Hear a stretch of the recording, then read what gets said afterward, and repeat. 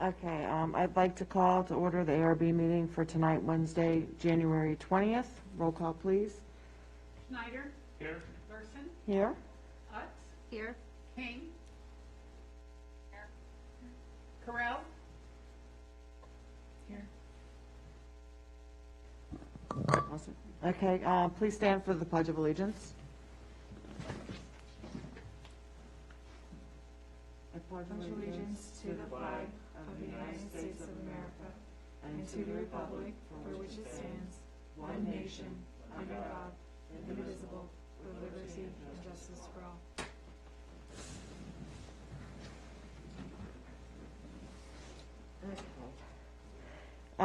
We are at citizens' time. Would anyone like to speak for citizens' time that does not have any active applications? No? Okay, next thing on the agenda is minute approval. Do I have a motion to accept minutes?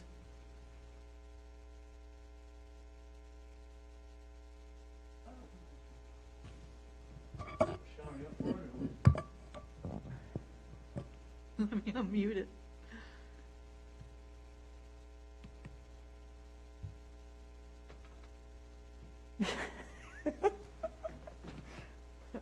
If you hover in the bottom left, it should pop up the mute, unmute. There it goes. Okay. Okay, do I have a second? We start the motion to approve, and then I can second your motion. It would be the motion to approve the December, what date? Wait, what? It's the November 18th. I'm sorry, November 18th. Motion to approve November 18th minutes. Second. All in favor? Aye. Aye. Okay, minutes are accepted. And now we're going to move on to agenda items. Our first agenda item is ZP 2021-001, Zandra's patio enclosure. Emily? Okay. So for tonight, we have Miguel from Zandra's joining us. So we briefly talked back in November about this application that was going to be coming up. Miguel was able to secure some funding due to COVID, and he would like to have a patio enclosure at the restaurant there up at QBE.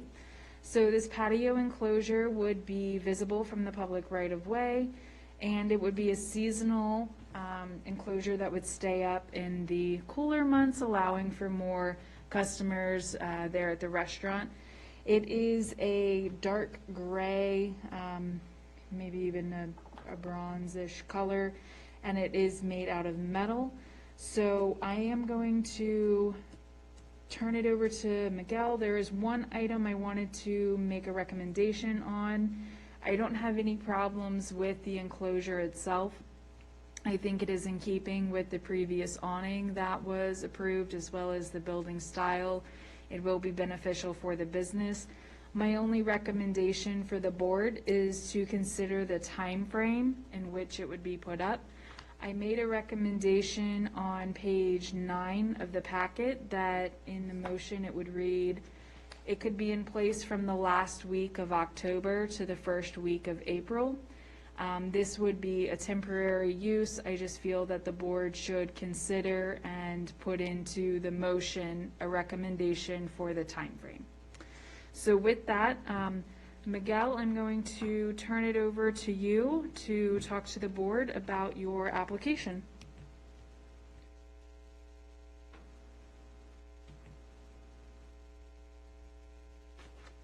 Hang on one second, Miguel. I need technology.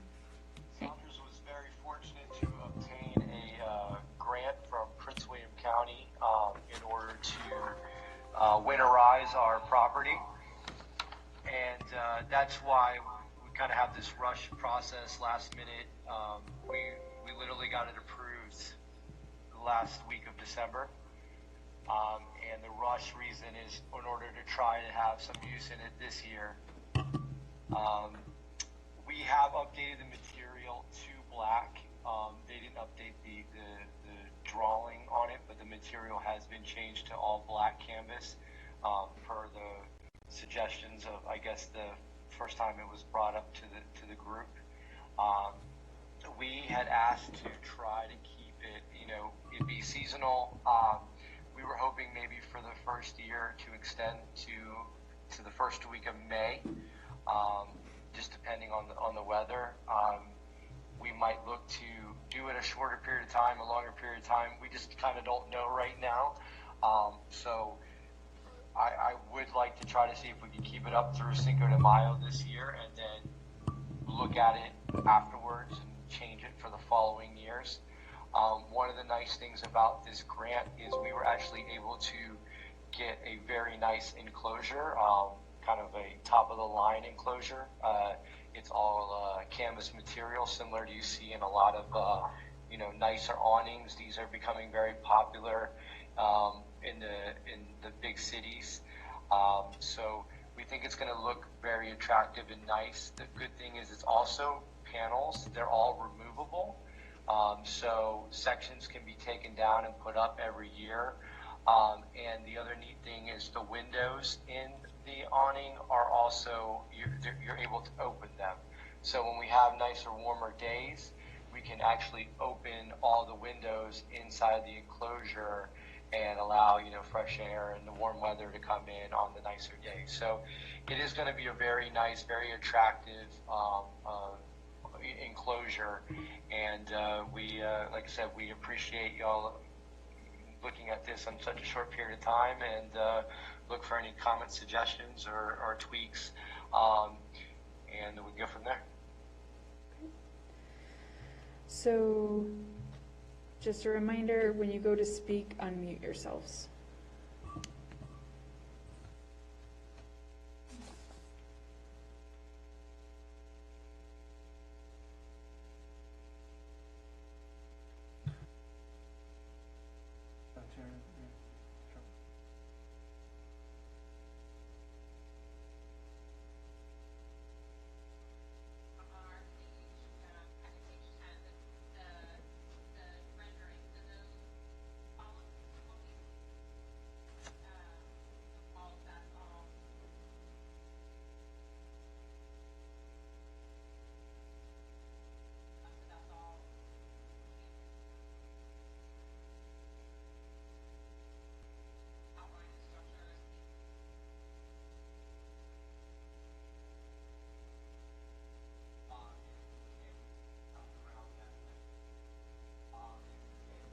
That you would see on like really nice awnings that would go over the top. So I think you can see it was like a $35,000 enclosure. So it's not like the plastic, where it's like black plastic foil, that rolls up and down. It's actual panels that are wrapped in canvas and then have a cutout for windows. And then each of those panels, if you look at the patio, there's like a metal beam every about 12 feet. These panels actually fit in between and attach to those metal panels. So like I could technically have one in, one out. You can leave the sides open. There's a lot of flexibility with it because it's something that's made to be able to put up every year. And, you also see a lot of these in like beach communities, these enclosures, but it's of a nicer quality. Right. And the actual picture of the building, that color, I think originally was going to be gray, but now that will be black. Correct. Yeah. Originally, when they had put the design together, the designer came up with the darker gray as a contrast. But I believe I saw notes that black was preferred, so we had it switched. They didn't update the rendering of it, but it would be all black to kind of match the existing roof line and metal poles that are there. One thing is it does extend beyond our patio enclosure and over to our front door. So that kind of allows like a waiting area. Because one thing, anyone who's visited, we now have kind of the ability to have an area outside where people can wait and, not away from the seating. So it kind of allows some separation for both winterizing and for, spacing people out. Okay. Yeah, I do think the black will look nice. It'll just complement it'll go right in line with the trim. So I think that was a nice change to the black. I don't think I have any other questions. And so you would want it to be up, I know on the application you had seasonally October to March, but you think you need it up, extended beyond that to compensate for potential cool weather in the evenings? Correct. Yeah, I think going like on a normal schedule, I would think October to end of March.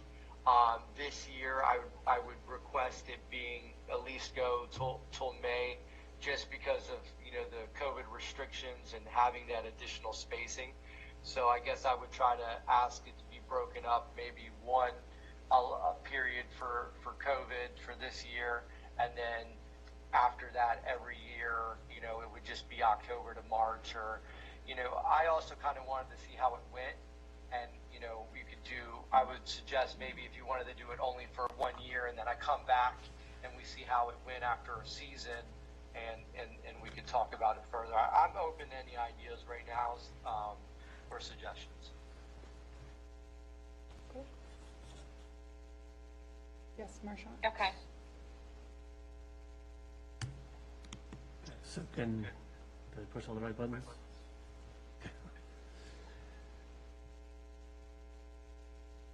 Go ahead. Miguel, where'd you go? He's there. His Okay. video's not on. Okay. So Miguel, one of the questions I had was, you mentioned the enclosures extending out to the entrance, but it will not have a cover on it, it'll be open air? The awning will extend all the way to, we extended it all the way to the front door, into that area. That actually will be fully enclosed. It'll have a roof on it. It will have a roof on it, okay. It will have a roof, but we have the flexibility to take that piece off. So if you wanted to take from the front door to the edge of the existing awning, you could take that piece off. So there's flexibility where we can add and subtract and open, I figured we went with it all the way to the front door just to allow some extra space. We were also kind of thinking of, the first month that we were open, it was so crazy. We had nowhere to kind of put anybody. And my thought is in the future winters, you'd have an area for people to kind of, sit and wait, where they wouldn't be in the middle of the restaurant. Okay, thank you. And then just looking at the material sheet again, it'll be like a clear vinyl plastic over the openings. You do have, looks like the option to do screening at some point if you want to, but you can change those out as necessary. Believe it's like windows that I can pop in and out. Okay. on that. And I have future options that I think that I can do to dress it up even more. But I know the overall 90% of the material is canvas. Okay. I'm of the opinion that because of the COVID condition that the first year extension would be appropriate, and then subsequent years be within the time frame. The only other suggestion I would make is, and I don't doubt that Zonders would do this, but just a condition that talks about maintenance, that any torn or damaged panels be changed out as quickly, or at least as reasonably as possible, so that it maintains its good shape throughout the season. So, thank you. Anybody else have any questions? Nope. Okay. If there's no other questions, we can go ahead and get a motion.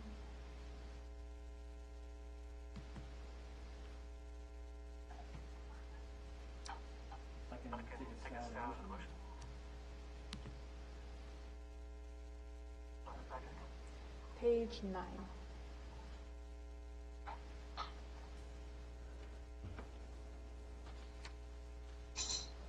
I'm the Architectural Review Board approves ZP 2021-001 for the patio enclosure at 14600 Washington Street with the following conditions. One, that for the first year, the enclosure may only be up or be in place from the last week of October through the first week of May 2021. Subsequent years, the enclosure may only be in place from the last week of October to the first week of April, and that the structure be maintained in good condition and any repairs reasonably tended to through the duration of the use.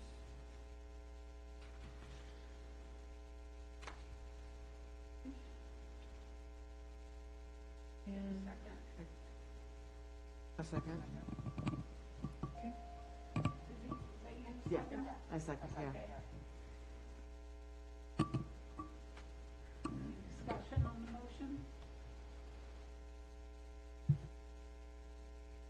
roll call. All right, roll call vote. Schneider? Yes? Larson? Yes? Utz? Yes. King? Yes. Correll? Yes. Motion carries.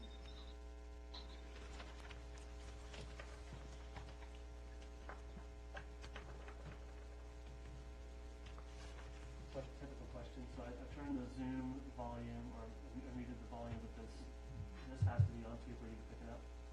Yes, please. Okay. In the recording. I had it off when I made that motion, so, I'll still hear you. And I recorded on Zoom. We'll get it. sorry about that. Okay, You ready? next item? Our next item is Aldi and their sign and facade architectural package. Emily? Okay. So, one second. Okay, so this applicant is here with us tonight in person. So we have Jacob back from Aldi to meet with us. What we're gonna do is I'm gonna turn the laptop so everybody on Zoom can see him. And we will kind of pick up where we left off from our last meeting. So we had discussions regarding the sign location and the windows. They have put together a proposal. I will say my current concern that still stands is that it does not meet the height of the zoning ordinance. And so with that, we will have the obstacle. The ARB can discuss the arrangement and the design of the sign. However, the height of the design will have to go through a zoning matter. So with that, I'm going to turn it over to the applicant to explain the new concept that they've proposed. Go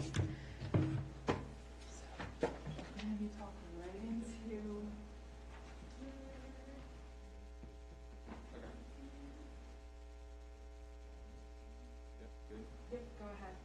Thanks, everybody, for having me back tonight. So I made quite a few changes to the building to try to,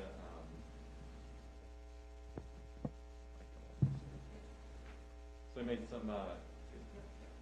some changes to the building based on suggestions we got last time we were here. So to run through those kind of briefly here, one of the suggestions was to add some symmetrical windows under the canopy on the Aldi side and the tenant side. And we've done that on both sides and kind of made those windows more symmetrical. On the main tower where the sign field is, originally we had shown removing all 6 of the upper windows, and the new design keeps those 2 windows in the center. We added 2 brick detail columns on the main tower as well. So currently on the building on the far left and right, there are those brick pop-out details that exist, and we added 2 more on either side of the 2 windows that are left on the upper part of the facade there to make it a little bit more symmetrical. We also had previously had some EPIS material and some other different materials behind the Aldi and the tenant sign to make those stand out. And at the suggestion of the board here, we went with a matching brick behind our sign and the future tenant sign.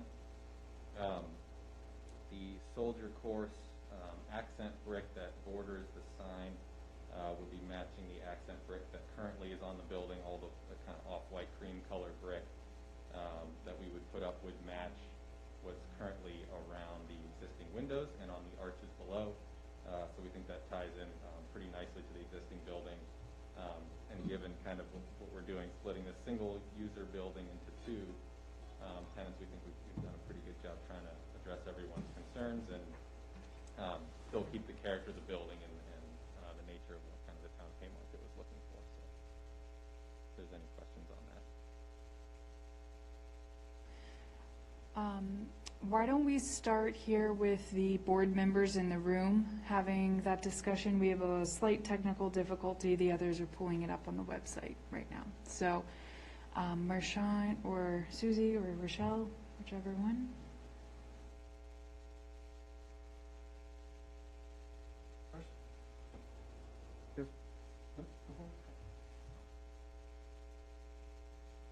Let me make sure I turn on the other things here. So, first of all, thank you for taking the time and going back and putting the time and effort into trying to think outside the box and put this together. It is helpful. In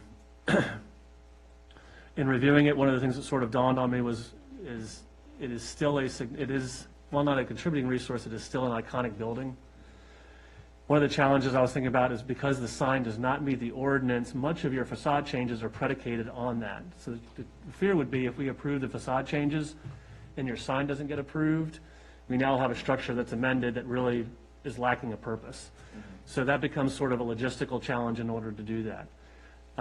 My suggestion would be as you address initially I understood the exercise to be, if the ARB supports what we're doing, we can use that as a way to approach the council or the BZA as a way to justify it.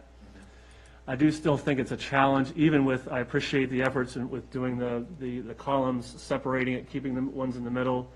I do think that it does still dramatically change the facade. It is an iconic building, the colonial building. I think it was a good effort. I appreciate the time and effort you put into it. The size of the sign itself, the larger lettering, and the logo and the branding, my observation is no objection to that.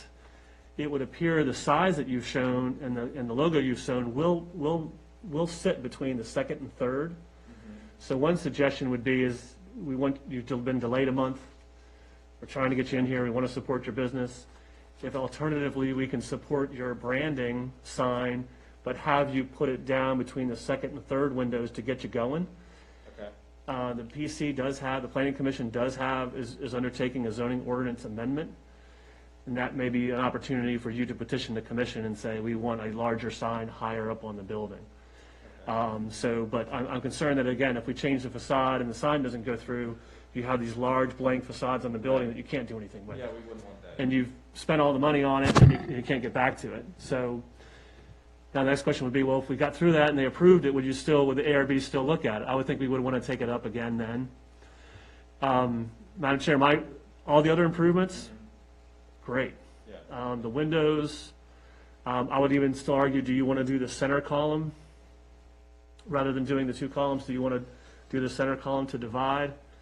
And if you, that's your discretion. I mean, we've got approval internally to do the double, so if you guys like to look at that, or we would be fine with either one. If you prefer a 3-column look or a 4-column look, that's a pretty simple change for us.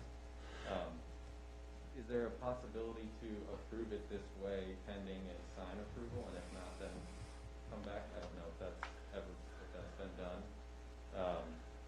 Because I'm definitely going to try to go for the signage approval. Mm-hmm.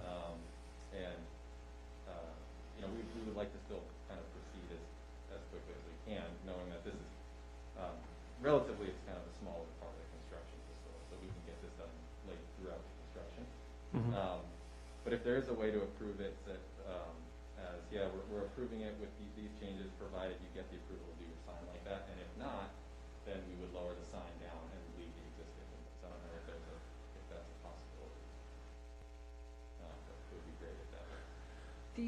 I would say the only concern that I have on that would just be our zoning text amendment may take another 6 months. We've been 2 months into it, and I would say it could take us another 6 months. So I think what Marchand's option of, we'll approve that same sign matching the size lower to get you guys started, get you in the door, get you open, Okay. and then if you come in to talk about changing the sign ordinance via zoning text amendment or trying to petition the commission to do so right now with theirs, and then they approve it, you might revisit it in a year. I don't know how soon you guys plan to open. Yeah, we would like to open the store in the fall, third quarter. Ideally, that would be great. I just fear if we put it up one way, It'll stay that way? It'll just stay, yeah. I mean, the response will be, oh, it's fine the way it is. But obviously, it's up to you guys. But if it was possible to say, here's two options. Option A, if you get the sign, this is what we support. Option B, if you don't get the sign, this is what we support. Just basically leaving the existing upper windows and lowering the sign down. I just think it's helpful to say, hey, Architectural Review Board supports this if the sign zoning amendment. And we haven't talked about that process yet, Emily, but Right. if they support that through the zoning. I would, That would be great if possible. I would say even with that, I'd still, my consideration, again, because of just the iconic nature of that building and what it does to that facade, I'm still not comfortable eliminating those windows on the top. And when I did think about it was, if it does go back to a single building again, there's going to be an instance of basically joining those two billboards together and creating one large one, and I think that moves us farther down the line. So I don't want to be disingenuous to the time and resources that your group put into it. I think it was great for us to be able to weigh the pros and cons. I think taking the additional step of trying to keep the windows and separating it is a good effort. But at the end of the day, in my opinion, looking at the compromise of saying your sign is not objectionable, it's just what you need to do to the facade to do it, and let's get you moving. And then, again, my review of the rest of the sign, or the rest of the opening of the windows on either side. Can you go down to the next one? Trying to go slow so I don't pass Oh, it. I do that Sorry. too when I try to go through it. So part of the challenge, and I'm sorry, I just forgot your first name. Jake. Jake, is that 15 feet, that 15 feet lines all the signage, so you have all the inline retailers to the right. Right. It keeps them all in line. The red brick that you did does subdued. I think it's great. It was a good effort, but just bringing that sign the way you have it now, just bringing it down in between the windows at that larger size and that larger area, Yeah. will get you guys what you need, and you can see it. I understand trying to get passersby. My thinking of and maybe it's not an ARB criteria, but Yeah. my thing of the food line, it's not that it lost because no one saw it or where to find it. It was because of the market. Right. So I think I'm repeating myself now, but those are my suggestions to the ARB. Single stanchion along the middle, allowing you to, if you bring the sign down, to allow you to move forward with that intermittently, and then all the window signs, or all the window enclosures being approved. Okay. So that would be my suggestion, Madam Chair. If we move the sign down, would you like to still see kind of the Soldier Force accent brick bordering it, or do you think just put the I think sign that's a great idea. I think that calls attention to it. if it fits, obviously, between the windows? Yeah, the only challenge is, I think you still have to reduce the height of the letters, just because of what the ordinance says right now, but I wouldn't, that's what, is it how much taller is it than the ordinance? It's a It 3 foot. is 1 foot taller than the ordinance. Yeah, and I understand all your comments certainly make sense, keep them in line, just because I'm going to try to rebut one thing. I feel like our building is much larger in kind of stature and appearance than the rest of the inline retail, that our signage is more proportionate with the size of the building being kind of a 3-story looking building. All the other buildings are just kind of 1 story. But if we had to move the sign down, I think we could do that. It would just be great if we could keep it at that size, because, I mean, even the old Food Lion signage, while it was only 2 feet high, just the nature of their logo is much wider. So they had a little bit more of a presence. Our logo is a little bit taller than it is wide compared to Food Lion. So we really get hurt when we go down to a 2-foot ladder. Understood. Our sign it's gonna look, I feel like it's gonna look silly on the building if we do a 2-foot letter. So how about and I apologize, I feel like I'm dominating the conversation. To your idea earlier about option, so maybe option A is bringing the sign down between the two windows, allowing the soldiering to frame it at the zoning ordinance size. Yeah. So you could do the frame out, and then if later on you get a larger, taller sign, that would be option B. I'd be comfortable recommending that if you were allowed to go with option B, if the ordinance is changed within 12 months to accommodate that or something like that. Does that get you? Yeah, I mean, it sounds like that's what you'd like us to do. That's my suggestion. I'm going to defer. I'll stop talking and let the rest of the board opine. So thank you for taking the comments. I'm sorry, last thought. I would agree that as a tenant, you're warranted a larger sign. I do support that. Yeah. So.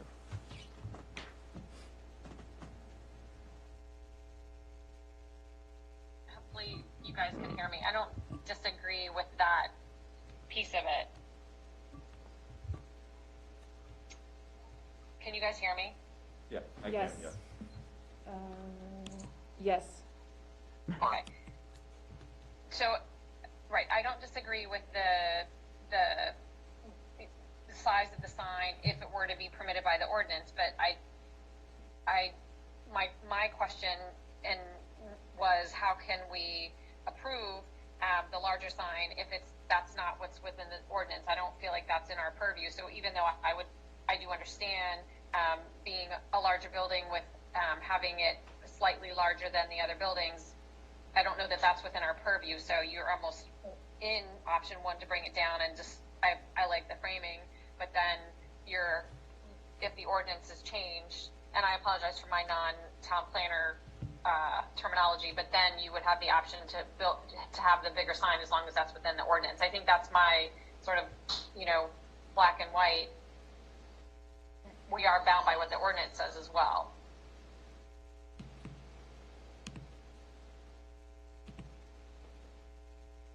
And I cannot hear you. I could only hear Marchant when he was on, and I could hear you when he was on.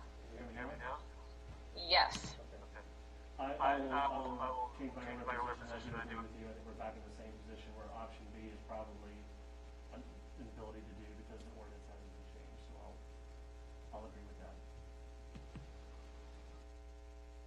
Okay.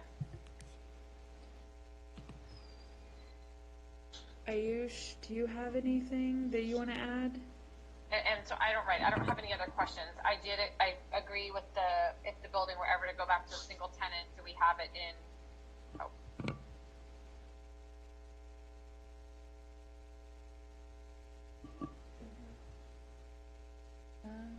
She muted herself.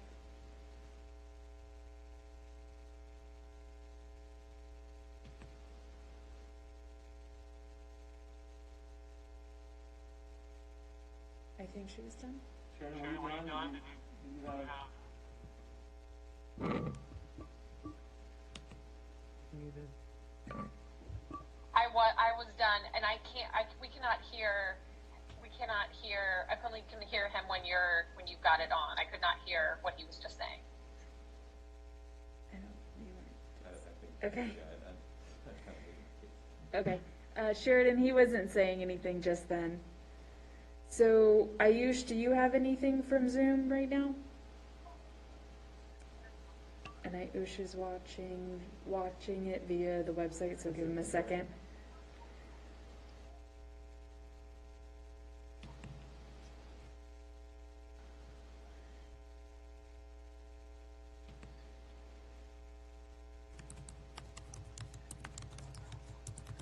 You're muted on the website, Emily. That's why we can't hear you on the website, but we can hear you on the webcam.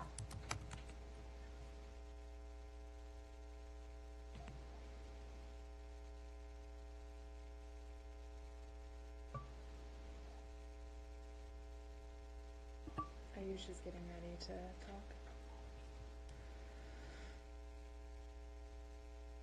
Okay.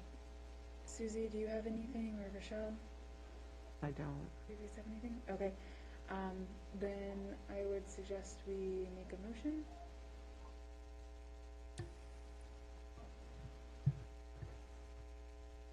Ayush is in agreement. You guys hear me now? Yes. Yes. Okay. Yeah, so I was going to say I agree with Marshawn and you. I think it's, it's outside of our preview until it's approved, or the zoning ordinance is approved by Planning Commission. But I think outside of that, I think it's a matter of how it looks. I like the fact that we're talking about putting it just a single column. I think that would look much nicer as a divider between the two tenants. I do like the border. I think it does make the sign itself look much nicer and pops it out a lot more. But I do agree that I think if we can make it slightly smaller and move it in the middle of the other two windows, as we were talking about before, I think that would look a lot nicer. And it's a matter of, like you said, it's kind of an iconic building, even if it's not a historic building. It falls right on Washington, which kind of represents the town. So those are my thoughts. Okay. If nobody else Could I from, just make one more point? yep, go ahead. Last point I want to make, I know we kind of settled on. Hold the mic up for me. Let's see if that helps. Is that better? Sorry. Last point I wanted to make, and I know it sounds like you guys have a recommendation, but it does put us at a competitive. I can't hear.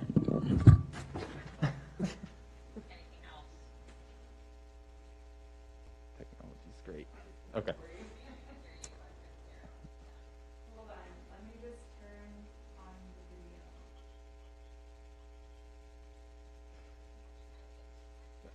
Hold on. Okay, guys, he's about to talk. All right. So thank you, everybody, for the patience.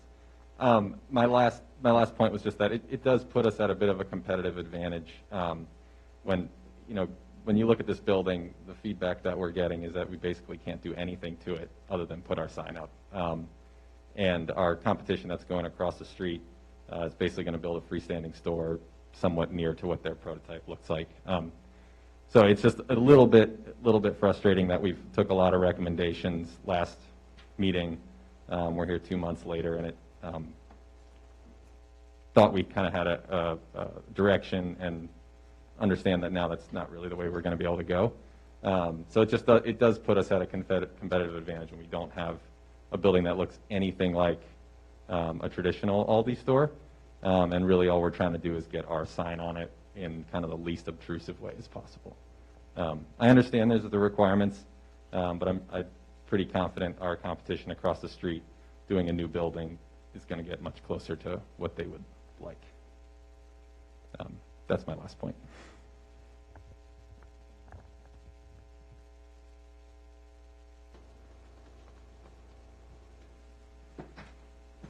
Anybody else have anything that they want to add? I'm just going to say, your points are taken, and that's why I was careful to say I appreciate you and your client putting the money. It was not cheap for you to go back and revise those. I will say that your competition across the street will be limited by the same requirements. So if that's of any sort of, now their building may be closer, I do feel that we are, hopefully the windows and the buildings and the other elements will help you be more competitive. So, okay, And go ahead. one other thing just to add, we still have the opportunity for the monument sign and the freestanding sign as well. So if the zoning text amendment doesn't go through to allow for a taller sign, then there's still a Yeah. couple more opportunities. Okay. And I would encourage you to be a part of that and engage in that, because they're going to need this sort of example to be able to support their change. And so it's helpful to have sort of a real-time sort of request. So, thank you. Since I talked a lot, Madam Chair, I can try to put a motion together, but I'm going to need a second. So let me ask you this. So we could try to make it conditional approval on approving these elements and those elements. It's going to be a little bit messy. The other opportunity is to split the applications. But if you're anxious to get out tonight, we can go ahead, and I was going to prepare a motion to get you out tonight. Yeah, I think at this point it's important for us to be able to submit for permit Okay. and get the process started because Okay. we're under a timeline a little bit. Okay. Thank you. So, Madam Chair, if you can give me a second, I'll put a motion together.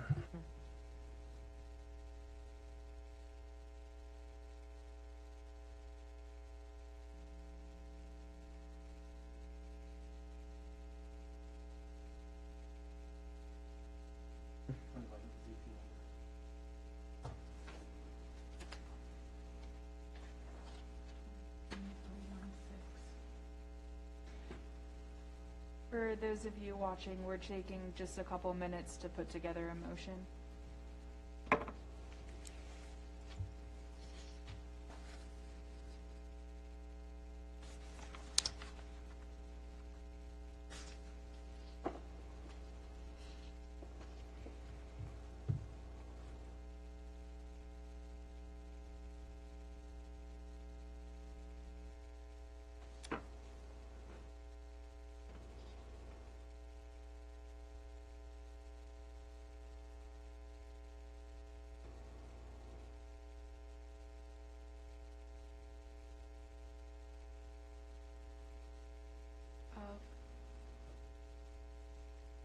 Yes.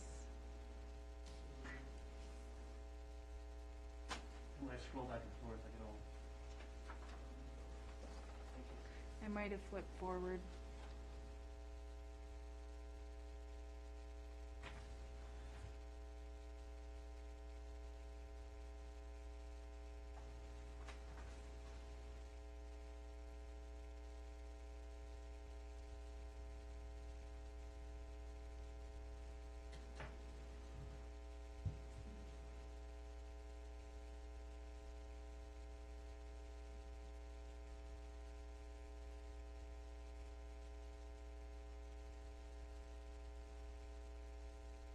November.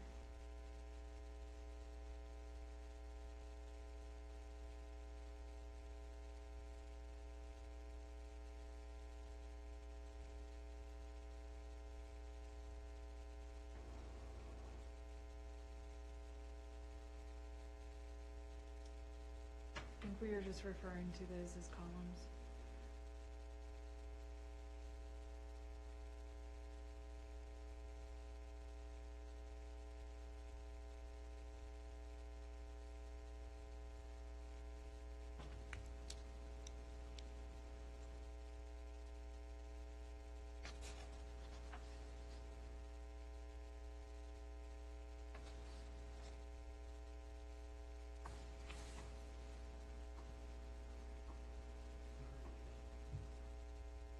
He's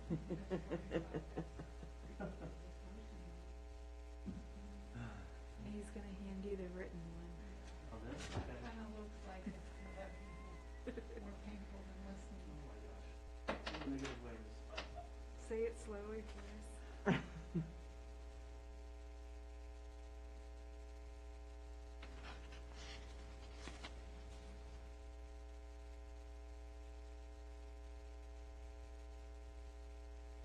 Soldier course? I was referring to that, I believe, as the soldier course around the sign.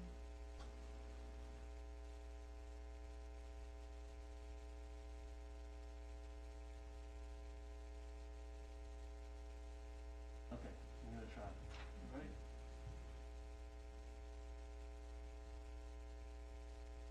Let me just say before I do this, my wife is very excited you're gonna be here and wish you'd be here faster. Okay, I move that the ARB approves ZP 2020-16 for 15201 Washington Street with the following conditions. 1, window replacement and soldier course approved as presented.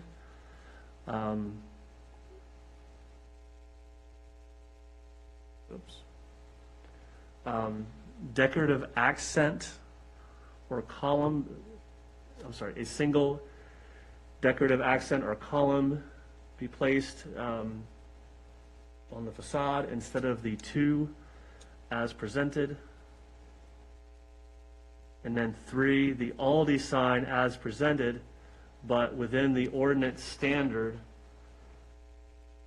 and lowered between the 2nd and 3rd floor of the building and bordered by the soldier course. That make sense? Lowered between the first and second. Yeah, I'm sorry, thank you. Okay. First, you're trying to go second and third. First and second, so, I'm just asking for second. yeah. Let's be clear. Help me help you, sorry. Thank you. Aldi sign as presented, but within the ordinance standard in the area between the 1st and 2nd floor with the soldier course around the sign.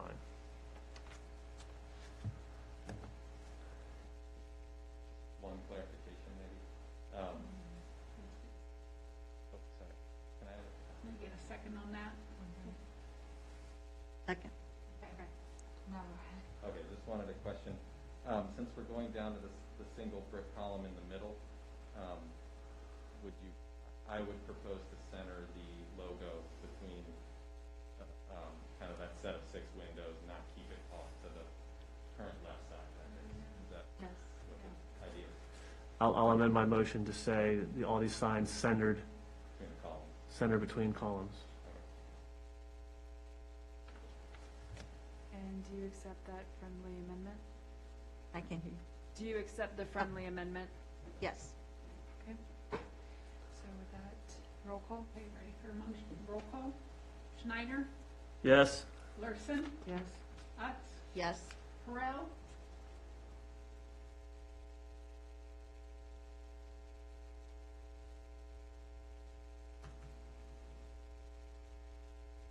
Ayush, your vote for the Aldi sign?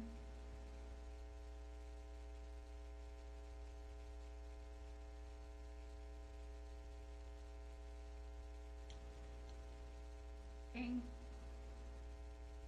Both on the website.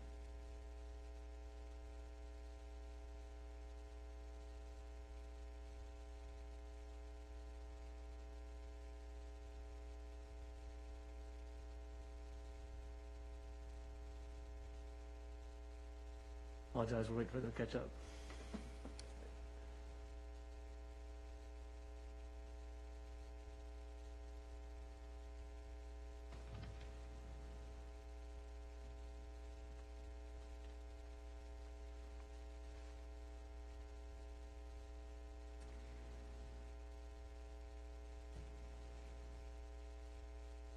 You guys want to keep waiting? The only thing I could do is just call. Ayush voted yes. Ayush, can you say yes through the mic for me?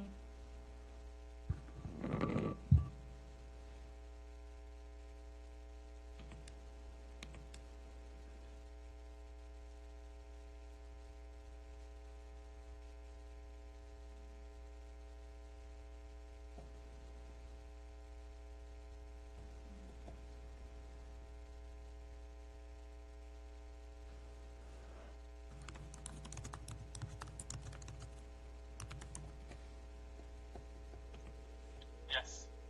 Oh, there we go. Okay, and Sheridan? Your vote for the Aldi sign?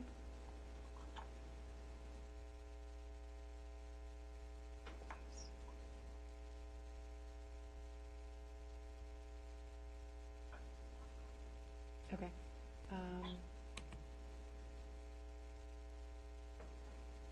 I think we should just count it. Okay. Hello.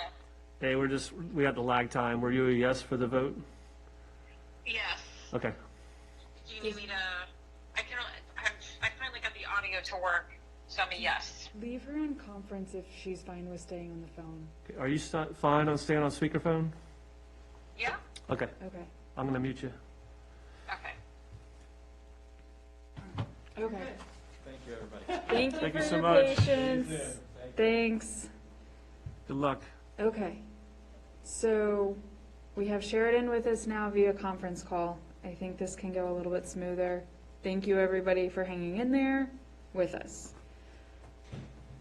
Next agenda item. Okay, our next agenda item is Robinson Village. Don't forget to unmute for me. Oh, I'm sorry. Okay, before we get started on this, so Sharon and I may have to kick you off and hand you off to somebody else. So, Okay. okay. So, as before, I live adjacent to this property. I also work for Loudoun County, and we manage land use cases that are submitted by Van Meter. Although Van Meter has no current applications managed by my group to, remove any sort of appearance of conflict of interest, I'm going to go ahead and recuse myself from the proceedings. I'll leave the building and then come back in. Please let me know when you're done. Thank you. Okay. So we're going to have Kim call Sheridan and get her back on the conference call, and I will start my brief update. So we are now on, Marshawn, can I get the hard copy? We are now moving on to Van Meter Robinson Village. With that, we are on packet page, starting on 20. At the bottom midsection of page 20, I have given an update here of what was addressed by the applicant following our previous meeting. So these are the 9 items that they went through and added at the request of the board. Take a moment, if you will, for the board and review those for us. In the following pages, you will see the updated set of plans and architectural drawings showing these changes.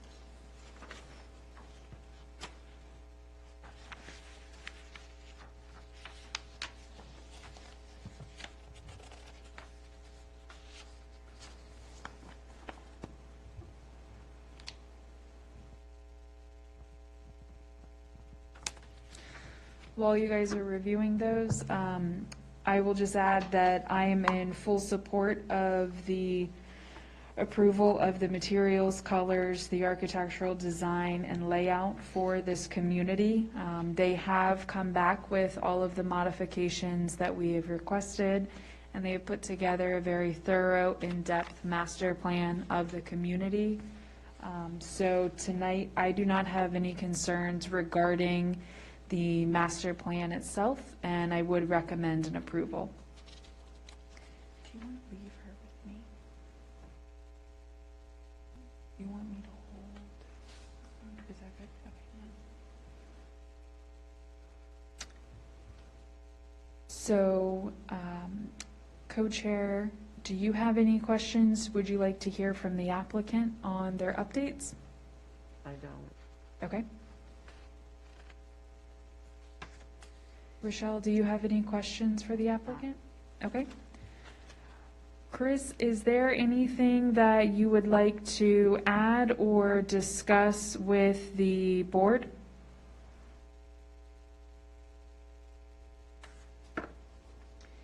He might be on the website, so give us just a second.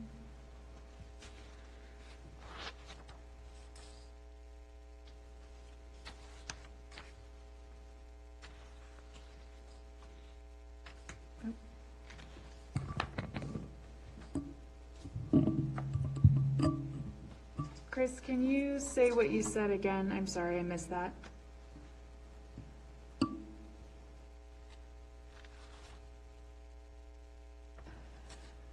Nope, he has no... Can you hear me?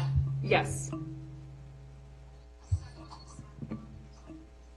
Okay, I mean, I was going to just go through the items that we changed. I did email you, Emily, a PDF about 7 o'clock that just listed every...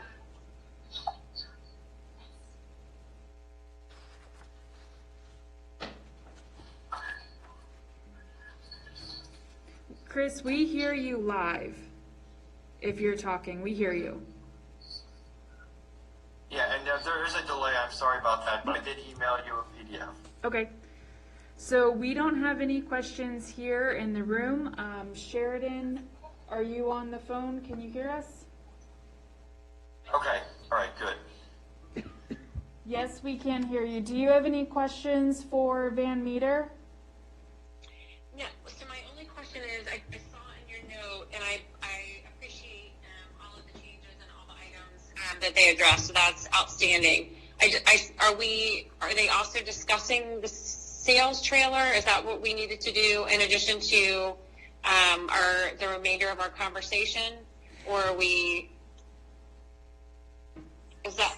I'm just going back and looking at notes. So my suggestion for the sales trailer is that we first approve the master plan for the community separate, and then we discuss the sales trailer second, so that we can keep the two separated. Okay. Then I don't have any questions. They did a great job answering and addressing all the items from our previous meeting. Okay. If that is okay with everybody, if we want, we can go ahead and get a motion for the approval of the master plan. And there's a draft motion on the bottom of page 23.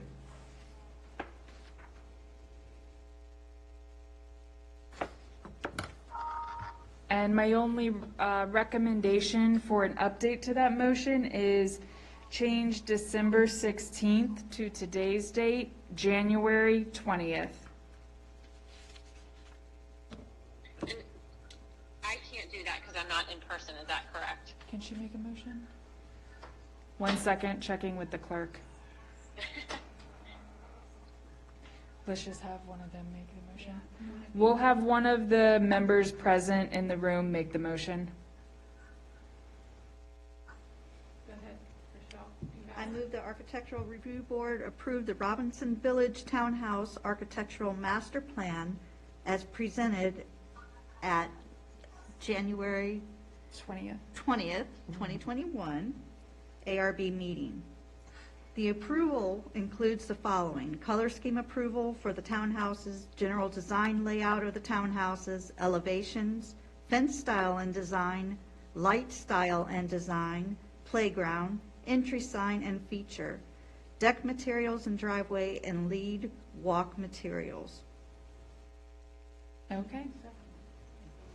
Sheridan, you are able to second if you would like. Okay, I second the motion. Okay. And let's do a roll call vote, please. Larson, Yes. Utz, Yes. King, Yes. Correll.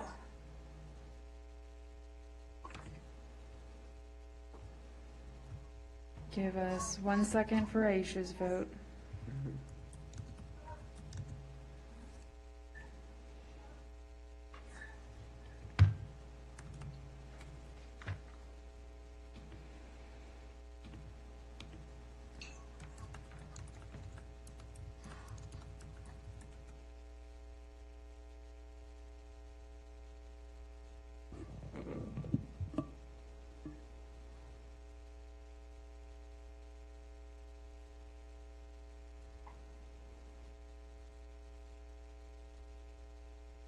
Ayush? Yes. Thank you. Okay, so all yeses. So Van Meter, thank you. We have approved the master plan, so we will now go to the sales trailer portion of it. Okay, so with that, I'm going to do a little bit of an intro for the sales trailer. I'm gonna mute. For the sales trailer, this is the area up at the front. They have a commercial pad site that they are not yet developing, that they would like to place their sales trailer for the residential townhomes just outside of town. I also understand that it would be for those inside town as well. So one of the items that I wanted to specifically ask the Van Meter team was, what is the time frame for how long the sales trailer would stay? They have provided a full landscaping plan, so this sales trailer would be there up front on Washington Street, but it would have landscaping around so that it looks nice for the community. And if we approve the architectural review board portion of this application, so the review of the trailer and the landscaping plan, I just want to add, there is still other items for zoning that the trailer would need to go through, so I would work directly with the applicant on that. So with that, Derek or anybody from Van Meter, can you guys hear me?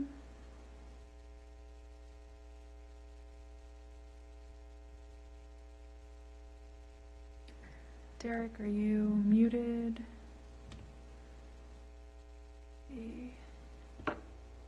Derek, can you hear me? I can hear you. Okay. Emily, can you hear me? Yes, I can now. You were unmuted. So for the sales trailer, Can you hear me? yes. Can you hear me? Can you hear me, Derek?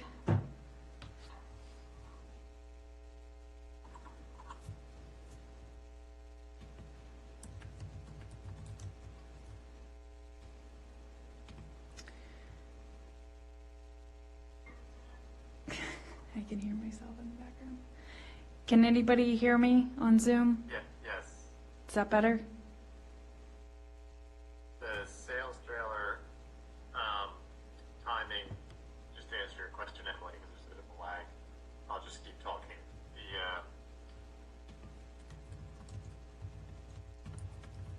The trailer will.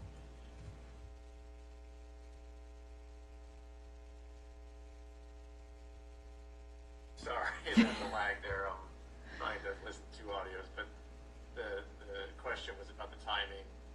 Our other project is not ready to open for sales, so we'd like to get a trailer in there as soon as we can, if possible, if you guys agree. And we would keep it up basically until we finish the model in this new section here, which, based on kind of the current timing, we're pretty much right at site plan approval, so we don't have to break ground.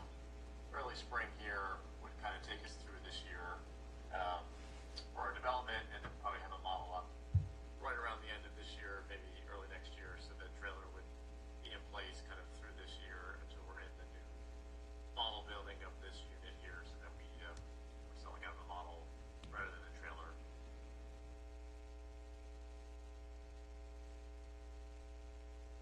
Derek, are you able to hear me now? No.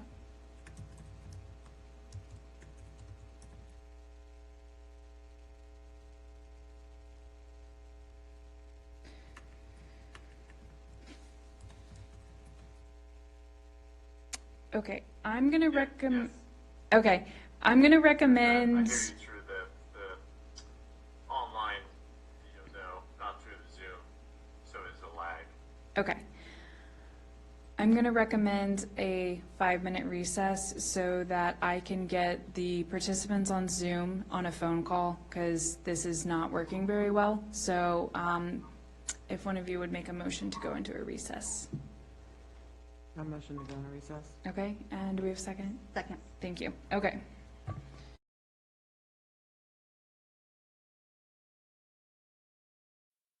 We're just gonna go back right into session. Okay. Back in session. Okay, so we're back in session. We have Derek with Van Meter joining us via a phone call, as well as Sheridan and Ayush are here on the phone. So we're discussing the sales trailer for the Van Meter project.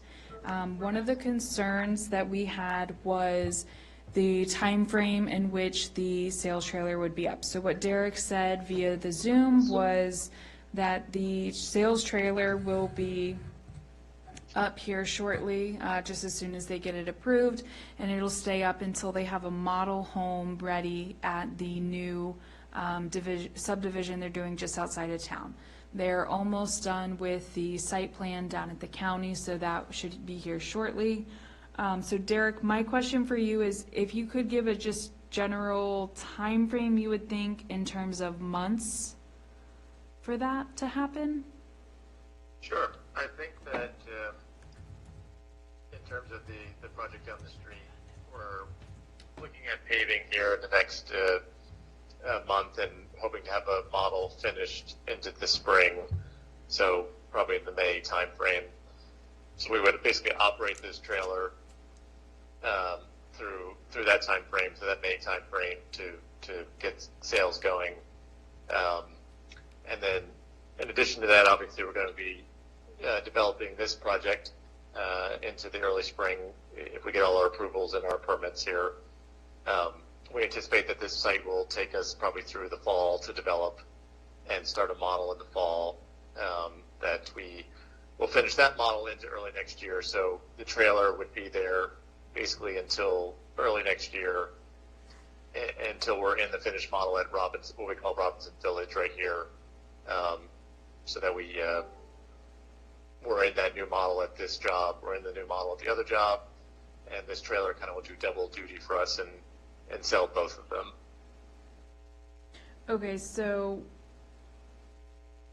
if I hear you correctly, it would go up just as soon as you guys get it all approved, and then it would be utilized probably for the next 12 months. Yeah, I think that's the time frame we're looking at. Basically, until we were able to finish a model at Robinson Village in the town here, which Okay. we anticipate probably would take us into early next year. Okay, so time frame aside, that is something you and I will discuss offline, as well as any other zoning matters that we may need to discuss. So tonight, what we'll talk about with the ARB members, if they have any issues with the sales trailer itself and the landscaping plan, if they approve both of those, we'll discuss the zoning matters and go from there afterwards. So with that, do any of the board members have any concerns regarding the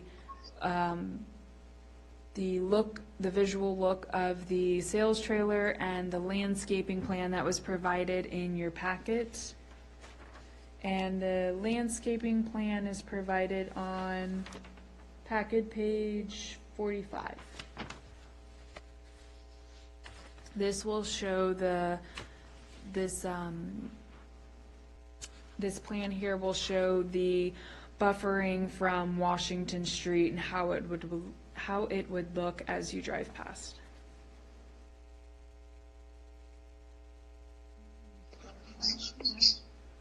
We start with one board member at a time. Start with Sheridan. So Sheridan, do you have any comments about the plan, of the sales trailer concept? I don't believe so. I'm at the page now, so give me a minute just to take a look. So reminding me, so that is, and the trailer's going to sit, if I'm looking at page, gosh. So if I'm looking at that page, that is, so the trailer's going to sit, sorry, my computer keeps sticking. So the trailer will be,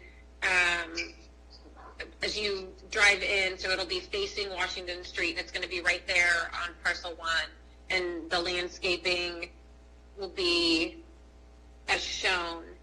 I don't really have any specific questions. I guess, is there anything else in terms of, does this have, what will the signage be? And I apologize if I'm missing that just in the picture. Is there any, is there any particular signage on the trailer aside from what will be at the entrance to the community? So, Derek, were you able to hear Yes. that? I was.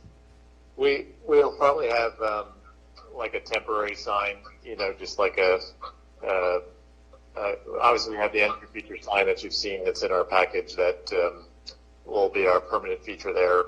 And then we'll have like some sort of a temporary sales sign there, just kind of directing folks that this is the sales office for the community here. It'll be whatever the zoning requirements, Emily, for temporary signage, we would need that, and obviously it would just be a temporary measure while we're in the trailer, and then as soon as we get into the community and we get past the entrance there, we would build our permanent sign that you guys have seen. Okay. So Sheridan, to answer your question, a lot of the real estate signage is on a temporary basis. So we have a special section in our ordinance that covers those items. So I would work with the applicant on it being a temporary signage and it matching with what we allow for temporary signs. Okay. And those are All done. right, that was, I was just going to say those are done administratively. okay. That was my only question, was what that signage might look like. Otherwise, no, I think the landscaping looks good. Okay. Ayush, do you have anything for the applicant about the sales trailer? I just have one question. I think I might have just missed it when it was answered earlier, but how long did they say that the sales trailer was going to be there for? So we discussed that it would be there for approximately 12 months. about as soon as they can get it approved here, it would go in, and then it would stay up until a model home was built in Robinson Village, which is that development. And that would be early of next year. Okay, yeah, that's all I had. Okay? And now we'll go to co-chair. I have nothing. You have nothing? Okay. And Rochelle, do you have anything? Nothing? Okay, so with that, if you guys would like to, well, let me ask Derek, do you have anything else? I don't. Okay. So with that, if you guys would like, I can read a motion, and then one of you sitting here in the room can say so moved, and if the other one agrees, you can second, and then we'll take a vote. Okay. So I move the Architectural Review Board approve the architectural design of the sales trailer for the Van Meter project at Robinson Village, as well as the landscaping plan as presented at tonight's meeting, January 20th, 2021, with the understanding that the applicant will need to meet all zoning requirements prior to the installation of the sales trailer. So move. Okay? Second. Okay, and we'll do a roll call vote, starting with those on the phone. King, Yes. Correll, Yes. Larson, Yes. Utz. Yes. Okay. So Derek, the architectural of the trailer is approved, as well as the landscaping plan, and then we will touch base on the other zoning requirements as necessary to get it installed. That's great, thank you, I appreciate everybody's help there. Emily, I just have one question Yes. on I couldn't hear earlier, the entry feature, was that part of the approval from Chris's earlier, or is that gonna be separate?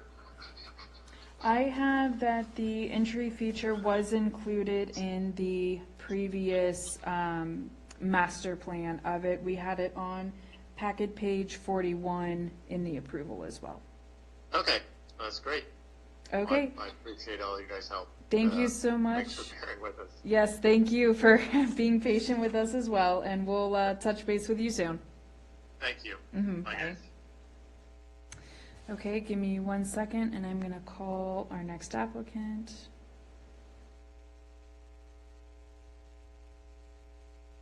Hope I called the right Do you want me to text, number. Yes, where is do you want me to text him? Yes, can you? he? Hey, Sean, it's Emily. How are you? Good. So sorry about the technical difficulties.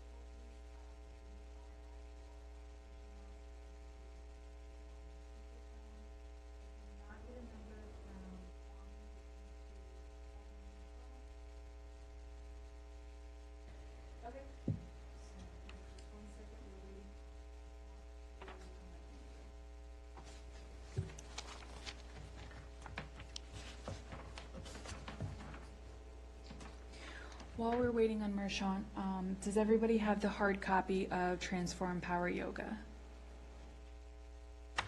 I don't. Do you have your hard copy of the Transform Power Yoga?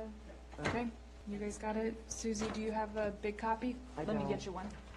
Mershant, will you pass this? Okay.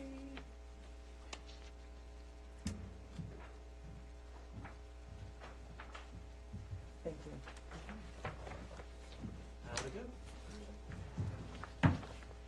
We're on phone calls now, not Zoom. So you can just talk away. Okay.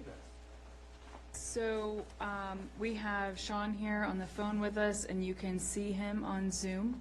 So he'll just stay with us on the phone. I think it'll be easier for our communication.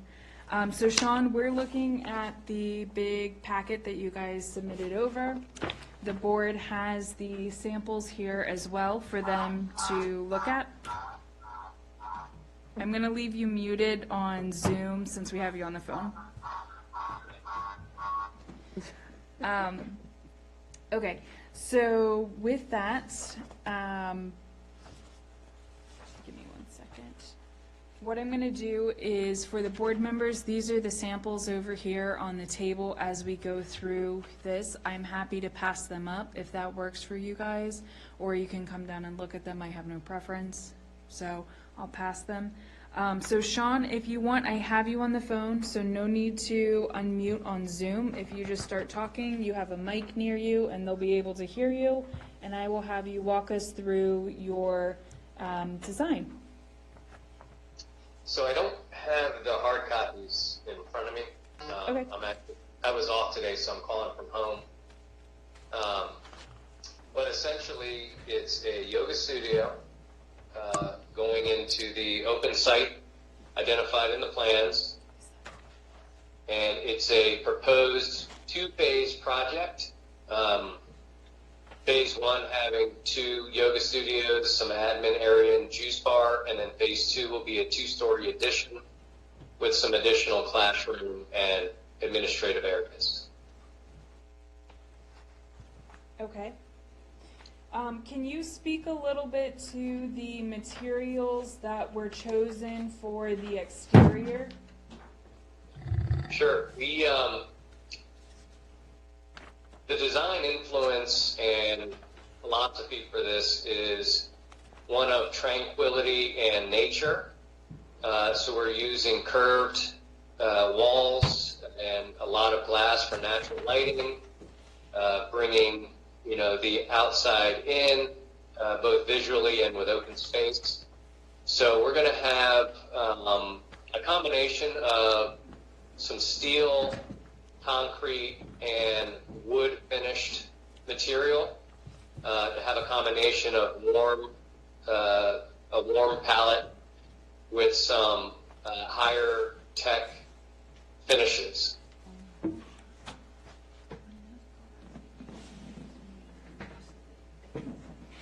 We're passing around the samples right now, so just 1 second.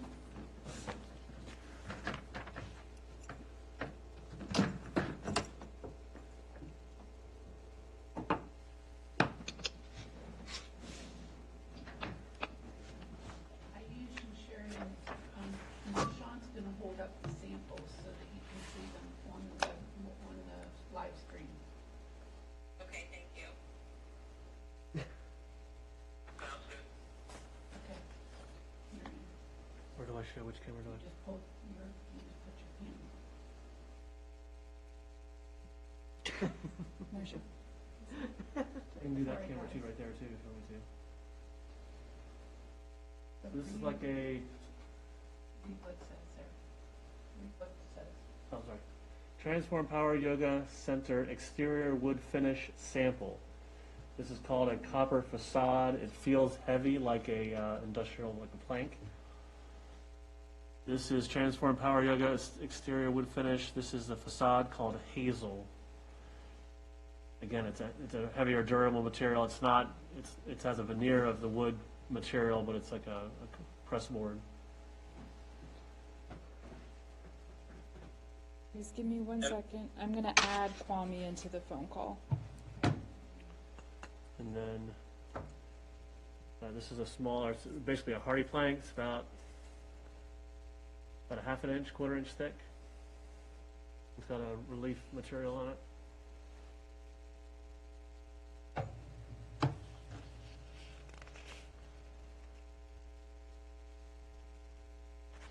Hey Kwame, it's Emily. I'm gonna add you in with Sean, and then you guys will be on speakerphone with the ARD, okay? Mhm. Okay, see all that? Are you guys good there?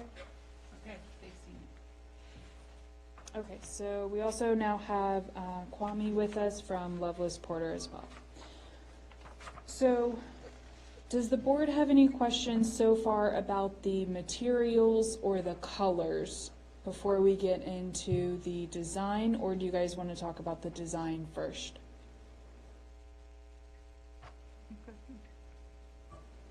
You can probably just jump into the I would- design. Okay. What did Sharon just say? I'm sorry. So what we'll do is we're gonna jump into the design, and we're gonna start with Sheridan on the phone. Okay, so I will acknowledge that the design is a bit more modern than you would see in terms of other buildings within the town. However, reading through all of your notes, I do see that the design itself it's not something that is not permitted by any of the, any of our ordinances or guidelines. I also believe because it's set off of Washington Street and is not primarily visible to, and facing the town, that design maybe adds a little bit of a unique element to the town itself. And so from my perspective, even though it is more modern and contemporary than I think that we see within town, it certainly is unique. And it's also, I think, something that we see as the town continues to grow. I also don't think that it's that far from a structural standpoint. Just the contemporary nature is very similar to what we're seeing, especially like with the legal building. So I think there's going to be some tie-in with some of the new construction that's coming in. So I don't really have any questions. I've taken a look at the plans. I've looked at everything. I think the colors are complementary to other buildings in town, and I also think it's complementary to what's coming in terms of the new construction. So I don't have any issues with it. Okay. Ayush? Yes, I would agree with everything that was just said. It's not exactly the type of building we see in our town, and, that's not necessarily a positive. And I think moving forward in this direction is not necessarily a negative thing. As long as we think it's a right fit for our town, and the designs themselves are very modern, but there is some semblance of a traditional building as well. So, and I love the idea of bringing the outdoors in too. So, I'm all for it. Okay. And we'll come in person. We'll go with Marchand. Okay, so I went and some overall comments. I would agree with what's been. I'll associate myself with what's been said already. I do believe we have guidance that does say that we are a town to appear as built over time. A larger philosophical issue when we think about the town burning after the Civil War. There was some interest in trying to recreate pre-Civil War, and if not, if you look at the corner here, you can look around and see clearly the decades that contributed to our history. Very eclectic, very, very different in terms of materials, styles, architecture. So as we have our more modern colonial or neo-colonial on the west side of town, we have the Lidls, like we said. I think this not being on our main street and being off the main path, I think it lends itself to pushing sort of the envelope and something a little more contemporary and unique. I did look up the design from the design, what do you call it? From our comp plan, we have the community design standards, and what it says, if people will bear with me if I'll read it real quick, says the commercial residential blend east of town center, traveling east from the central portion of town, Haymarket unfolds in a pleasant mix of older residential homes and low-intensity commercial uses such as a veterinary clinic and the Baptist church. This blend of uses continues to the eastern town limit, where a neo-colonial residential development is across the street from public uses in 2 Sears houses fronted by a planned village green. So we're talking about the park and Haymarket Station. The 2 Sears structures fit in this area architecturally and historically and should be preserved, if at all possible. Let me skip a little bit. Much of the available land on the north side of Washington seems to be well suited to low-intensity commercial uses. I would argue this is a low-intensity commercial use.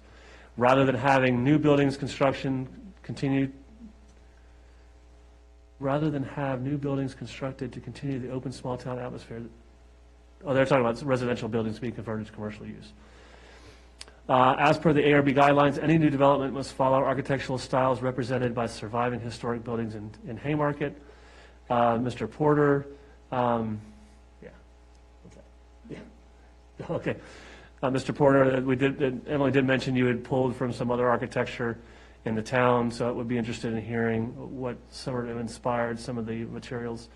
But let me keep going. In general, developments within the last 7 years have been styled as neo-colonial. As other residential developments are planned, the ARB will encourage developers to move away from cookie-cutter designs in more styles that reflect the post-Civil War area. This would include Victorian styles. Now, the only catch here, it says modern or industrial designs are not consistent with the historic district and are not appropriate.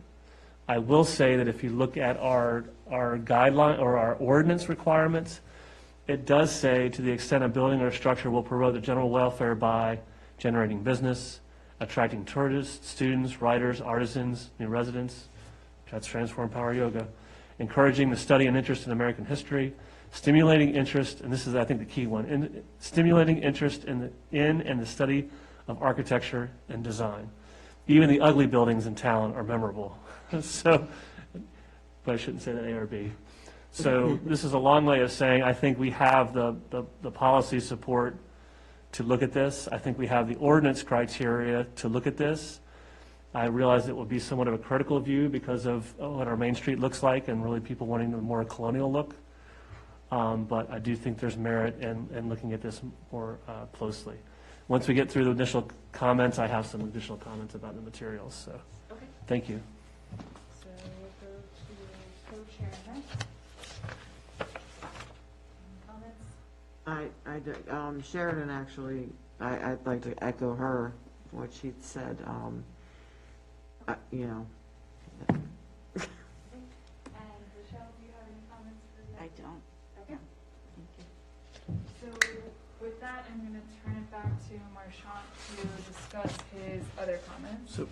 So hey, Sean, and I'm sorry, the other gentleman on the phone? Mr. Kwame? What was sort of your inspiration? What sort of architecture in the town that were you pulling from? So the first idea that generated what we wanted it to originally look like is that we didn't, and we've done a couple different projects in different historic areas with ARBs, and with new construction, what we try and do, and I think what's appreciated, is that we're not trying to match a historic specific design style that would then try and compete with it or pretend like it was built back in that time. So we took advantage of having such an open concept and an open site to really have a nice whimsical design that would reflect the use within the building. You know, having meditation gardens, having various yoga activities, having tranquility throughout the space, using curves to soften the edges and the feel of the building. As far as the materials themselves go, they've actually evolved from design. We're not trying to match any particular material within the town, more so just keeping similar types of material throughout so that we don't stand out, you know, like a sore thumb. We're trying to kind of create, you know, kind of a diamond destination type of a architectural feel, something that's very welcoming.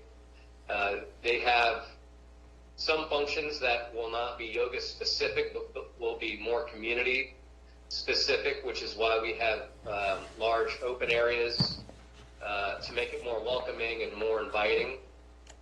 But primarily the construction, it's going to be conventionally framed with steel. It's non-combustible construction, so it's steel studs, drywall. But the finishes on the exterior, which you care more about, is a combination of, you know, what we think of as earthy material, which is your wood, your concrete, your steel, things that are created, you know, from the earth and then, you know, molded into what we need it to feel and look like in our architectural application. Okay, so I was thinking more of, I apologize, I should have been more specific. That's very helpful, thank you. But stuff like I saw you pulled in the standing seam roof, which is a material common used. We do have some of the brick from town, so I guess that's more what I was looking at, is some of the material elements that, as you said, not recreate, but certainly borrow from some of the other themes in town. We, of course, we also want to fit within the context of our neighborhood. So we do have those smaller influences. I was talking more big picture. Exactly, okay, I understand. But yeah, definitely standing seam roof.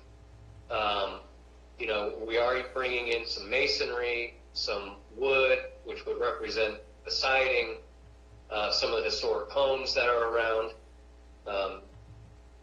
So we are trying to complement the context as well.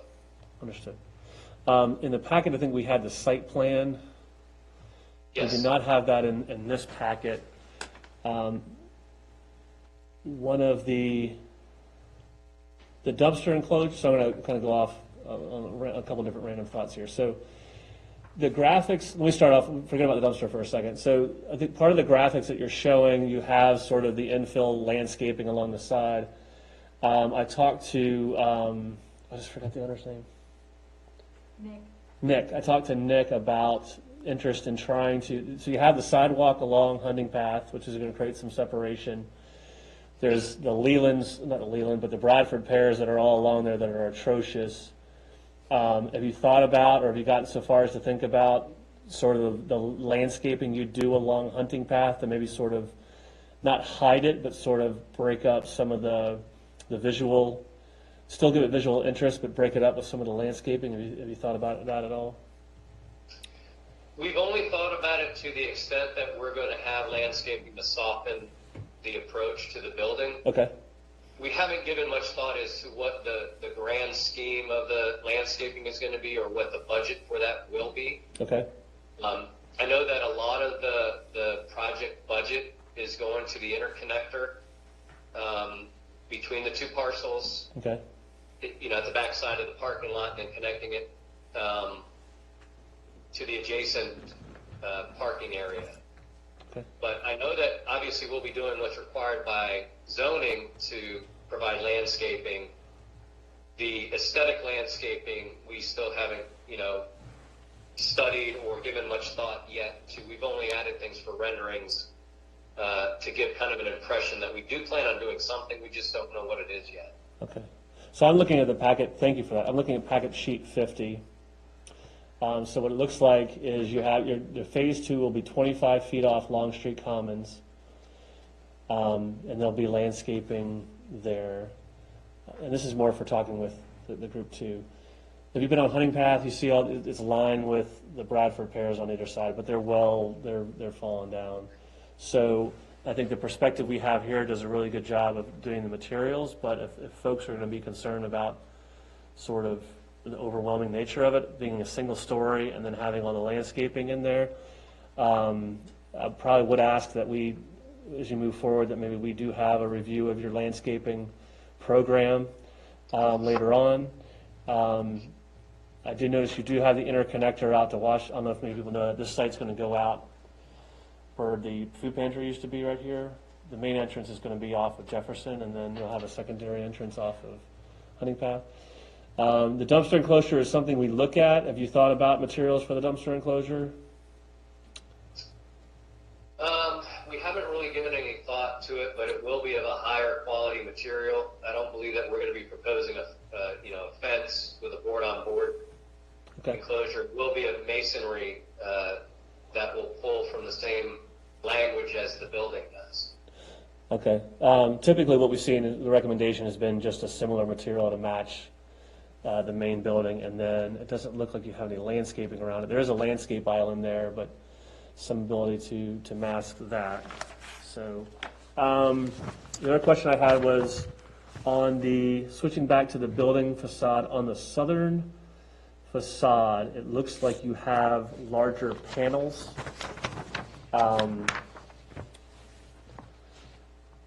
Does that make sense what I'm talking about? So you have the southern entrance, you have sort of the angled ceiling, you have the grill, for lack of a better term, and then you have the panels flanking either side of the door.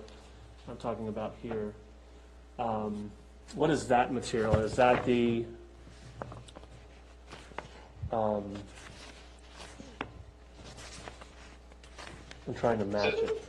Yeah, the primary two exterior materials are going to be the wood siding and then the hardy board paneling that Okay. has the reveals in. Okay. So the southern elevation, I guess you're calling them EQ. EQ is,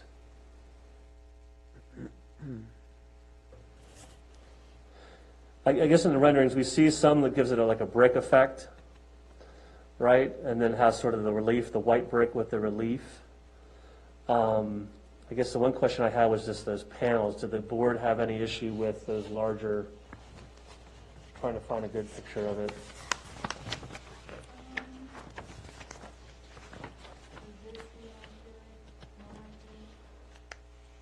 I might be able to find it here. So on page A 2.2,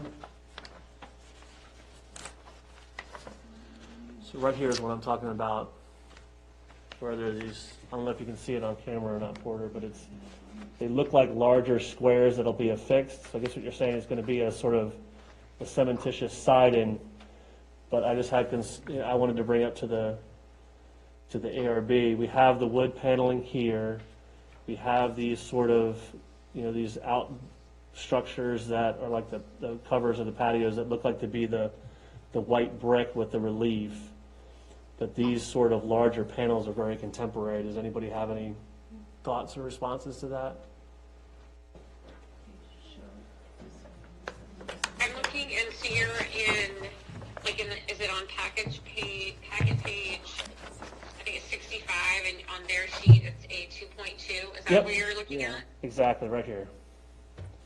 So see how they have this sort of large, they have the smaller squares along the top, and then they have the larger panels.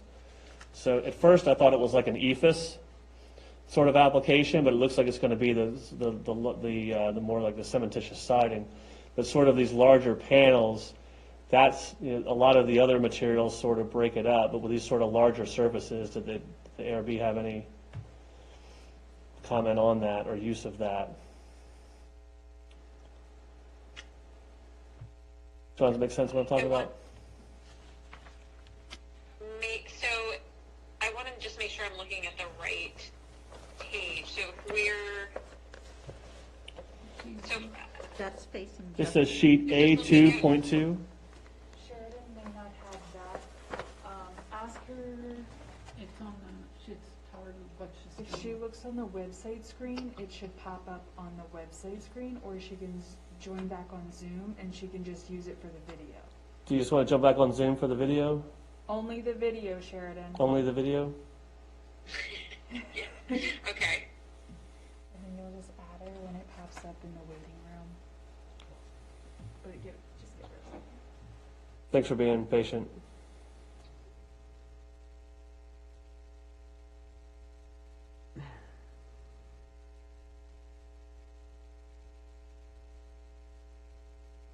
I see where you are.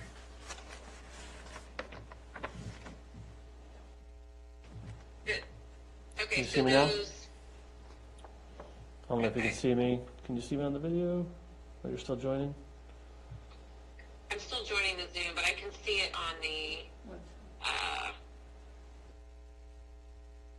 Oh, you can see me on the website? Yeah, it's finally there. So right, Okay. so that's page. Page A, it says on the lower left-hand corner, A 2.2. Yeah. And then I see you online, so. My only suggestion was with sort of those panels, if there was a different material to use, I was going to say tie in the brick or not, but you already have that brick in these sort of angled structures over here. So there's also the use of the panels over here.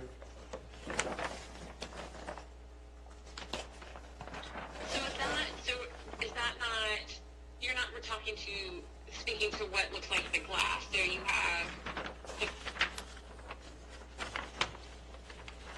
I'm sorry, can you see me?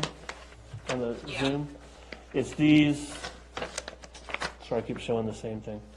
It's these sort of, you have the kind of, they're about 8 feet high, not 8 feet high, they're about 6 foot high panels, not the glass, but what's actually being Okay. affixed to the building is a larger panel, sort of has the squares above the window, and then has the larger panels affixed.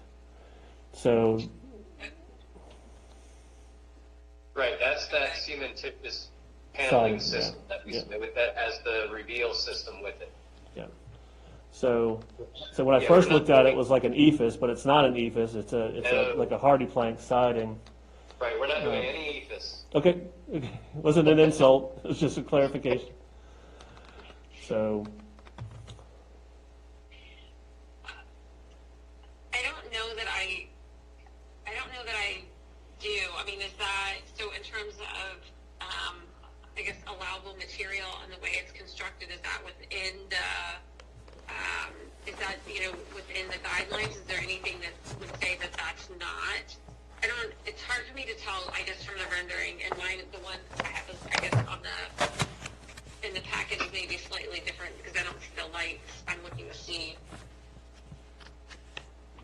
okay. And I'll somewhat defer, back to you and to Emily, just in terms of what is within the guidelines of,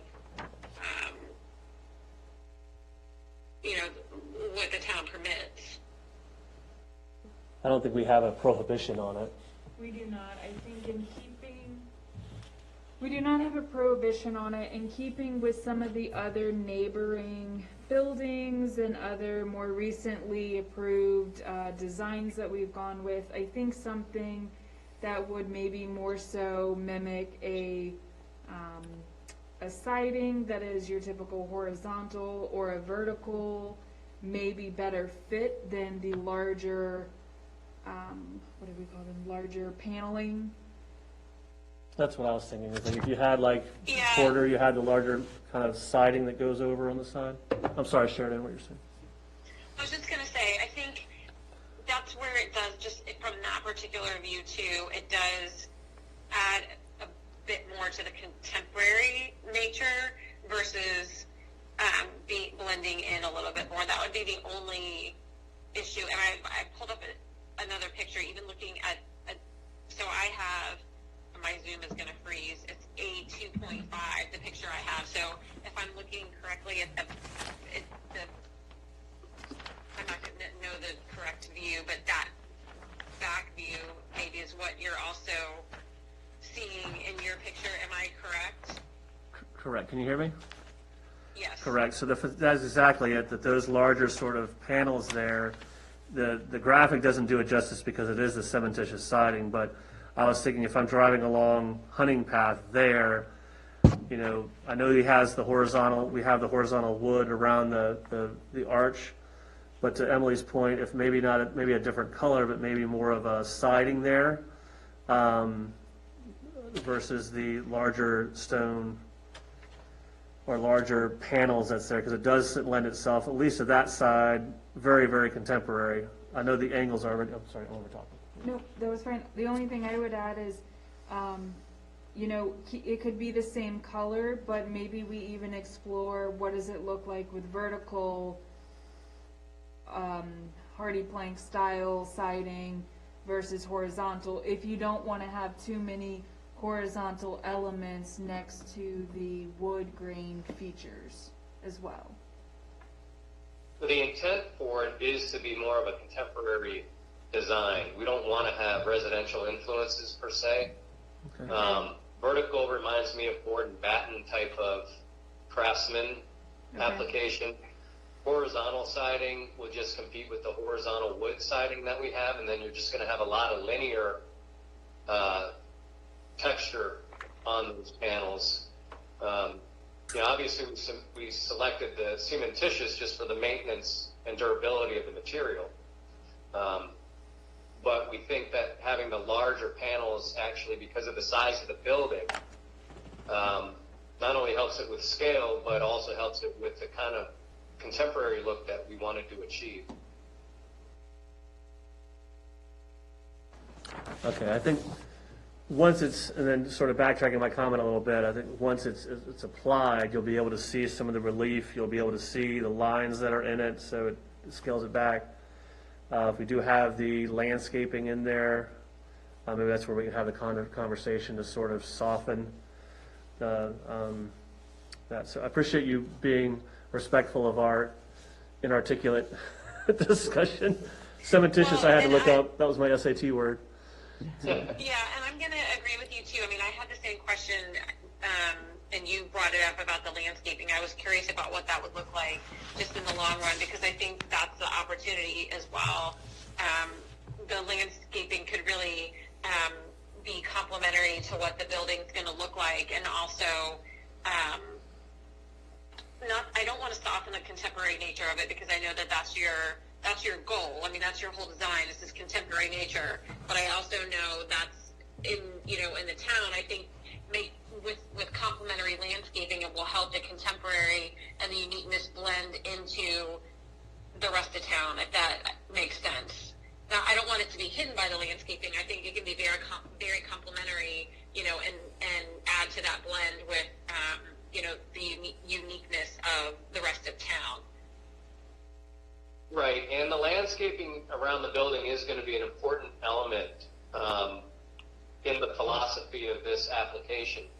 The idea with having, these doors that are large doors that open to the outside, and you can walk right into meditation gardens and pathways around the building, will be landscaped with low-lying shrubs and flowering bushes, and obviously nothing tall like cedars or cypress or things like that over time will just be overgrown, but it will be a manicured landscaping that will soften the edge of that building.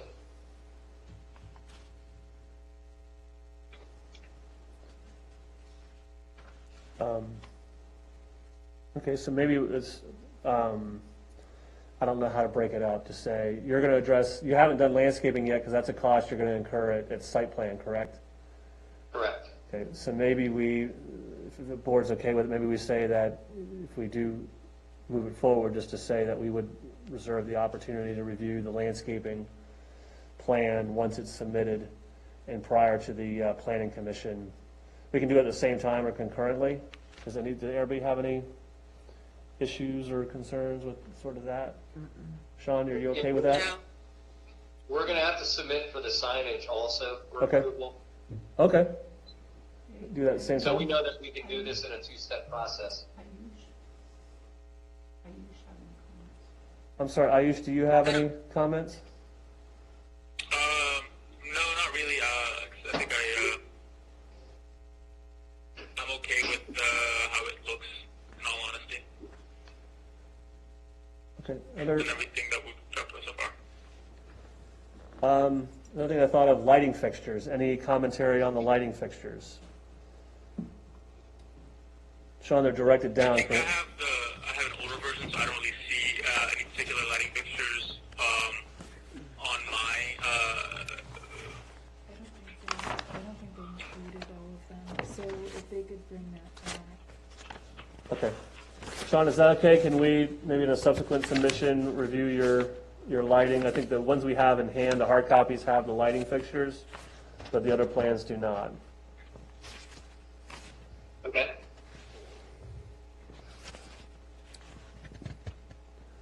The lamp posts, you have the bollards that are in front of the building, which makes sense. I'm sorry. Hey, Sheridan, A2.1 is a better view of what we were talking about earlier, just as a sidebar. Do you have that? There's a chance she doesn't have that exact copy. Oh, okay. Dropped off last week. Okay, never mind. A2 was just kind of give a really good perspective of what we're talking about with the building there. Street lamps, do we want to have any conversation on the type of lamps that are used? The one up the page I'm looking at, A2.1, it has, Sean, was that an illustrative or was that the actual fixture you were wanting to go with? That's, Yeah, that's just part of the rendering. It's a model that's in the packet. We weren't specifying any kind of lamps yet. okay, That'll be specified on the site plan. okay. As an ARB, do we want to look at that now, or look at it when the sign and the landscaping plan comes in? That probably makes more sense then. Yeah, if we're gonna have to look at it then yeah. Okay.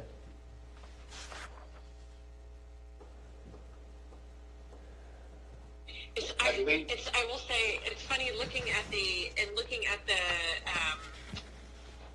just the visuals too. I'm trying to picture the rest of Haymarket with the visuals, so I get distracted by the beautiful background in the building, so I have to visualize hunting path right there in between, the neighborhood. So, I think it'll look really nice, and I'm excited to see what else, the other elements that will, I think, add to it. As you add, to your point, the landscaping and the lighting. Okay. Everybody okay with me keeping asking questions? Yes. You okay? Okay. So, back to the other one. For another question, are these the material that goes across the window up here? Is that like a metal? So that's going to be a sun shading device. Okay. It's basically just aluminum slats. Okay. And then above, it looks under the soffit looks like an I-beam. Those will be exposed structure. Okay. Again, this is our concept, but once we actually get the bids in, we might have to reevaluate some of those little details. Okay. And then it just looks like the standing seam will just wrap. You'll have a metal sort of cap. Yeah, that's just aluminum fascia. Okay. This is this thing I was talking about with the brick, that it has that sort of brick relief, and that's going to be on this side and on this side as well. So. That's going to be our sun panel eventually. Oh wow. Okay. Yeah. So, may I make a suggestion, Madam Chair, that it seems like overall we're comfortable with the concept, but it's the lighting, landscaping, lighting both on the building and the parking lot landscaping, be reviewed at a later date.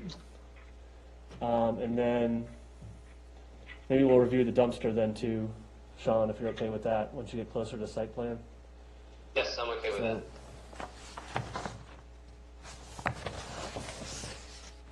Okay. I'm done. Thank you. Does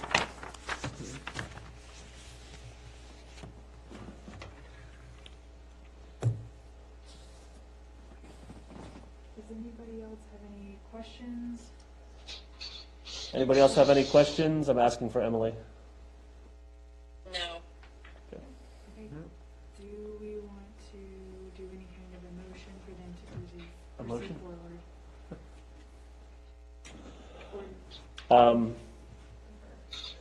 Emily's also asking too, are we ready to move this forward and then ask for the later materials? What's the tenor of the ARB? So. That sounds fine. What's that? I said that sounds fine. Go ahead, Sheridan. I was going to say, yes, I think we should move forward what we can, if everyone's amenable to that. Going back to Emily's motion. Okay. I am not sure I included a motion. 1 second. Actually, right, yep. Right, so what would be the appropriate motion to draft now with what we hold back for further consideration with our... My suggestion would be that we approve the illustratives as presented, but that it's conditionally approved so that the landscape plan, lighting, signage, and the dumpster pad would all be submitted with a future application. Okay. Yep, that sounds good to me. As long as those get approved separately as we get more information on them, I think I'm okay with moving forward with what we've seen so far. Marshawn can write another 2-page motion. Do you want to write a 2-page motion? What's the ZP number? This one will actually start us off at 2021-002. And the address The is? address is 6700 Hunting Path Road.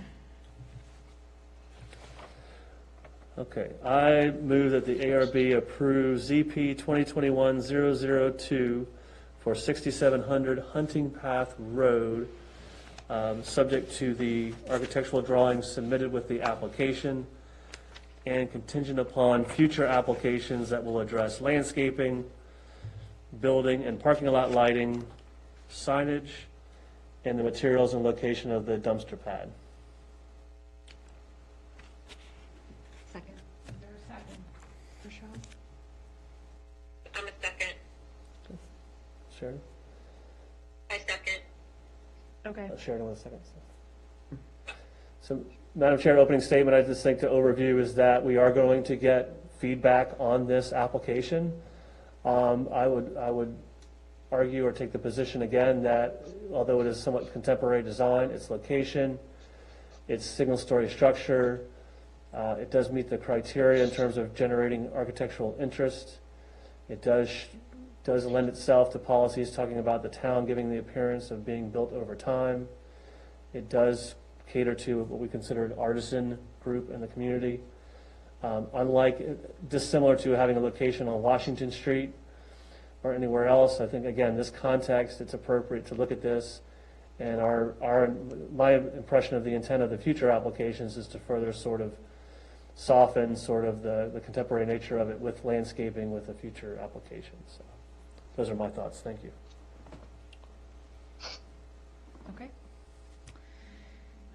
Do we have any other comments before we do a roll call vote? No.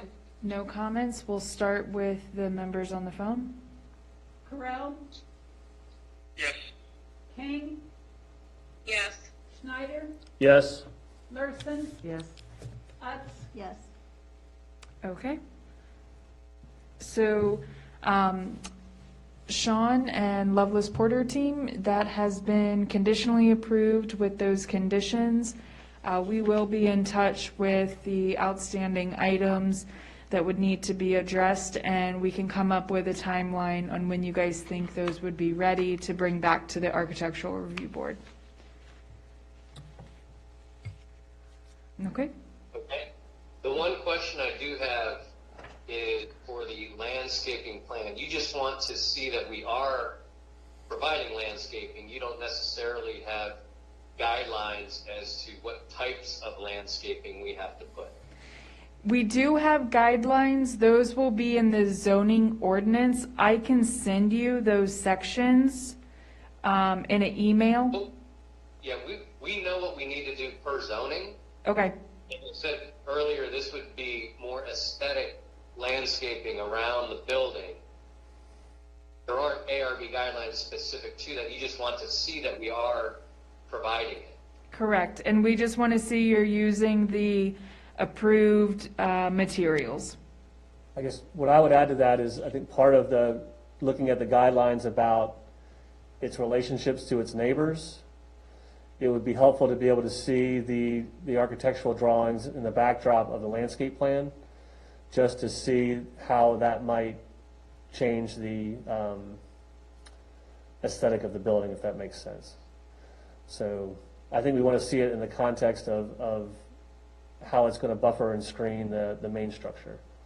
So I would say that if it comes back and the zoning ordinance is, once you lay it out, is de minimis, then we may have some commentary on adding some additional shrubbery or other features based on what those illustratives show.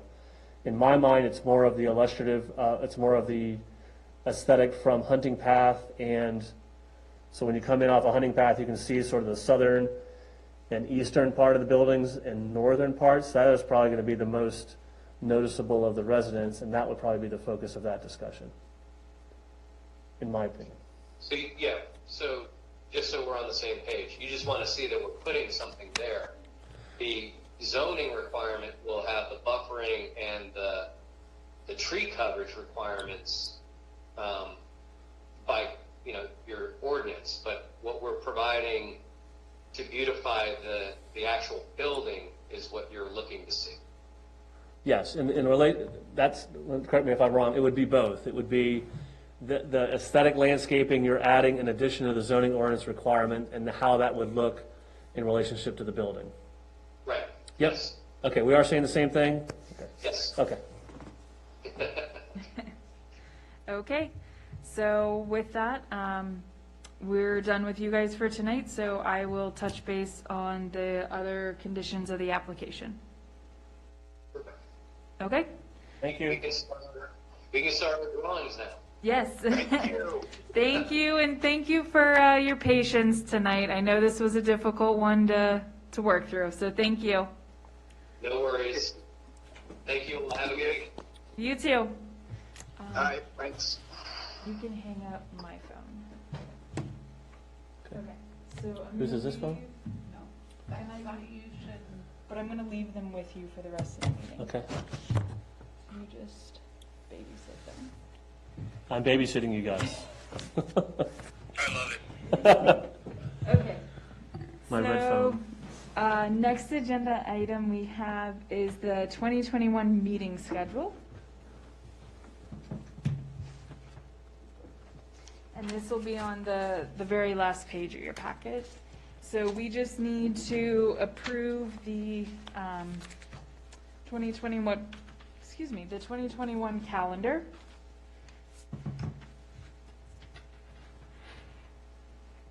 All meetings should fall on our typical third Wednesday of the month. Kim put it together here. There are no changes that I see. Of course, we'll play things by ear, and as things come up, if we need to move, we will do so.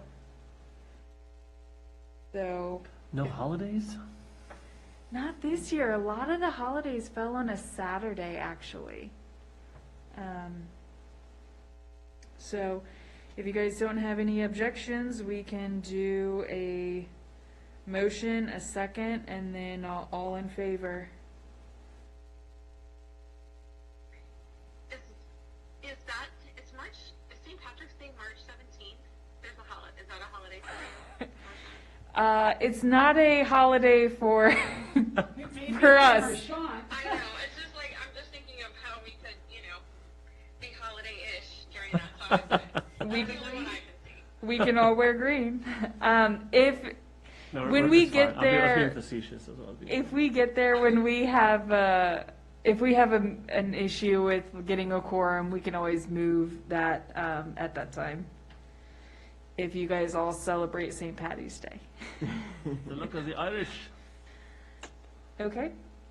So if somebody wants to make a motion to approve the meeting schedule as set forth on packet page 74. Make a motion to approve the meeting calendar 2021 on packets page 74. Okay. Second?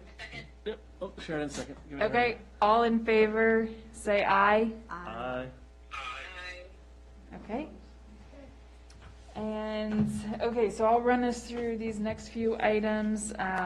Old business. Trying to think, it's been a little bit since we've had a meeting. McDonald's is working through, just so you guys know, they're working through a site plan update. A while back, they came through the ARB to request some changes, but they decided they were gonna just keep with updating the building that they had. So you guys may see that kind of coming up soon. Another old business item that I believe is gonna resurface, and for a good reason. The ARB from 2019 era had discussed and approved gateway signs for the town. We got a design pretty much all the way approved, verbally talking with the board. And then the next step was to take it out to a sign company and get something drawn up, and then have that brought back to the ARB for discussion and approval.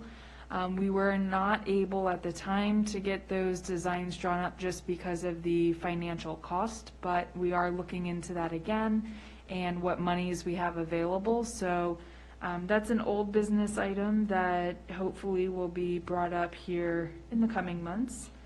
But that's all I have for old business. Do you guys have any questions regarding any old business items? Okay. No. For new business, right now, we have 1 or 2 prospective businesses that are looking at taking over empty tenant spaces. So those may come in for sign updates. That would be the Fashion Forward Salon area, and we have another one over in the industrial area. Otherwise, for new business, that's all I have there. Oh, that'll be planning. Anybody have anything for new business questions? Nope, okay. Planning Commission updates. Ayush, just for the sake, since I'm sitting here, I can go ahead and do it. Last night, we had our Planning Commission meeting, the regular meeting for January, and at that meeting, there was a resolution to deny the QBE special use permit for 30 condominiums. That will then go to the next step at the town council level.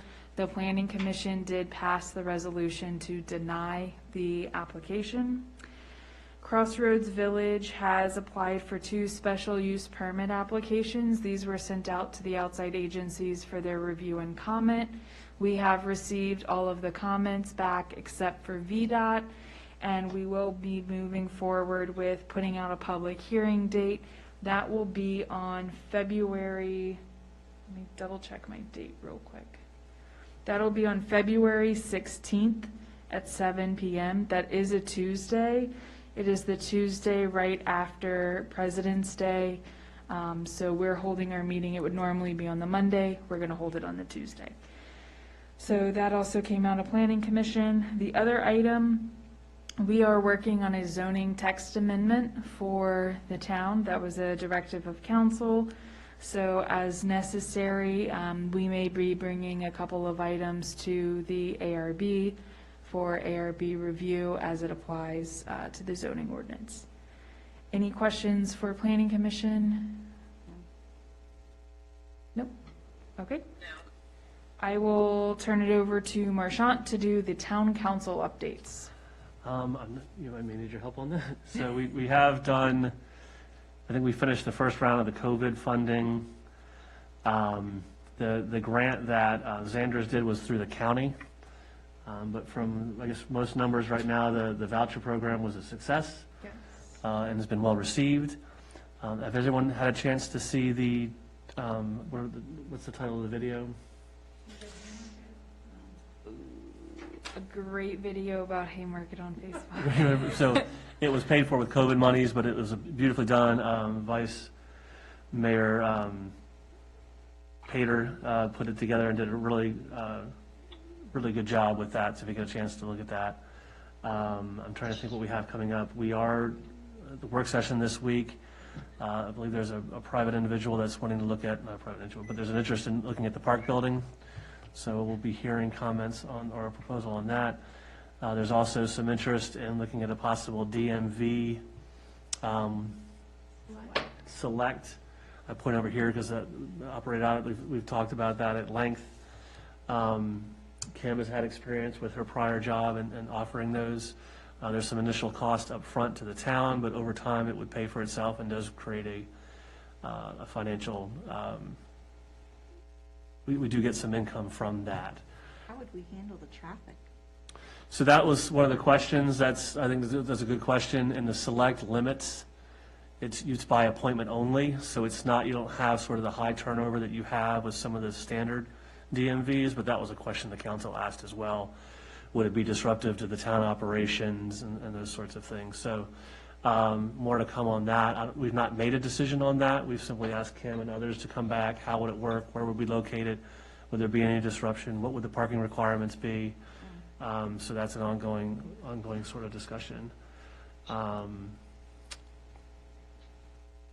We did deny the proffer amendment for the council denied the proffer amendment for QBE, which was to release the ball fields.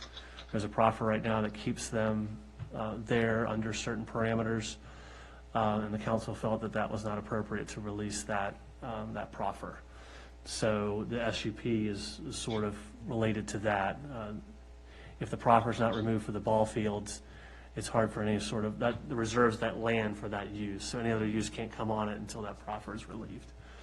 So I think that's it. And then the hotel across the street, Rockin' and Rollin'. Who was it? Ryan?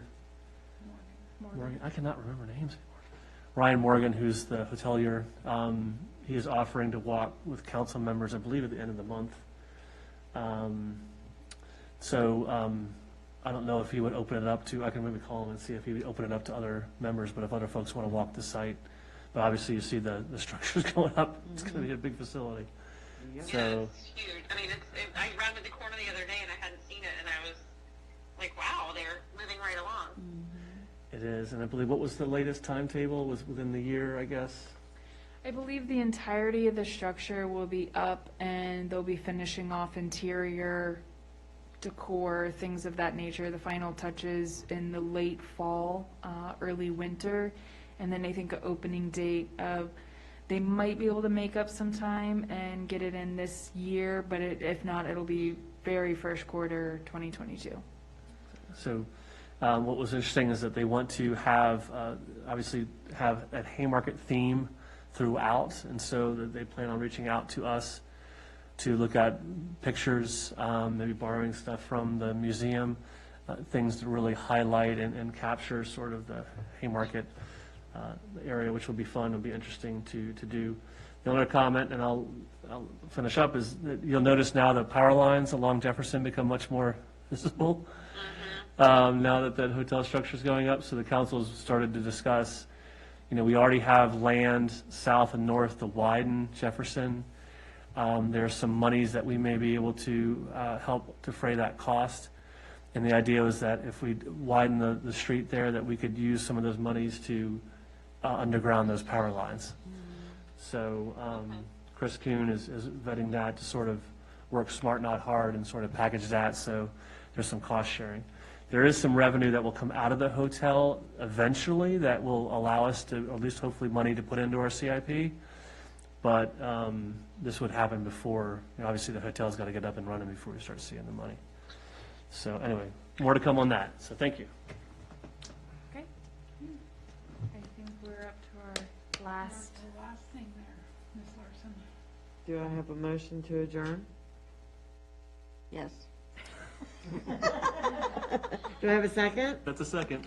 All in favor? Aye. Thank you guys so much for being patient with us tonight. We'll keep working on this. I hear a cat.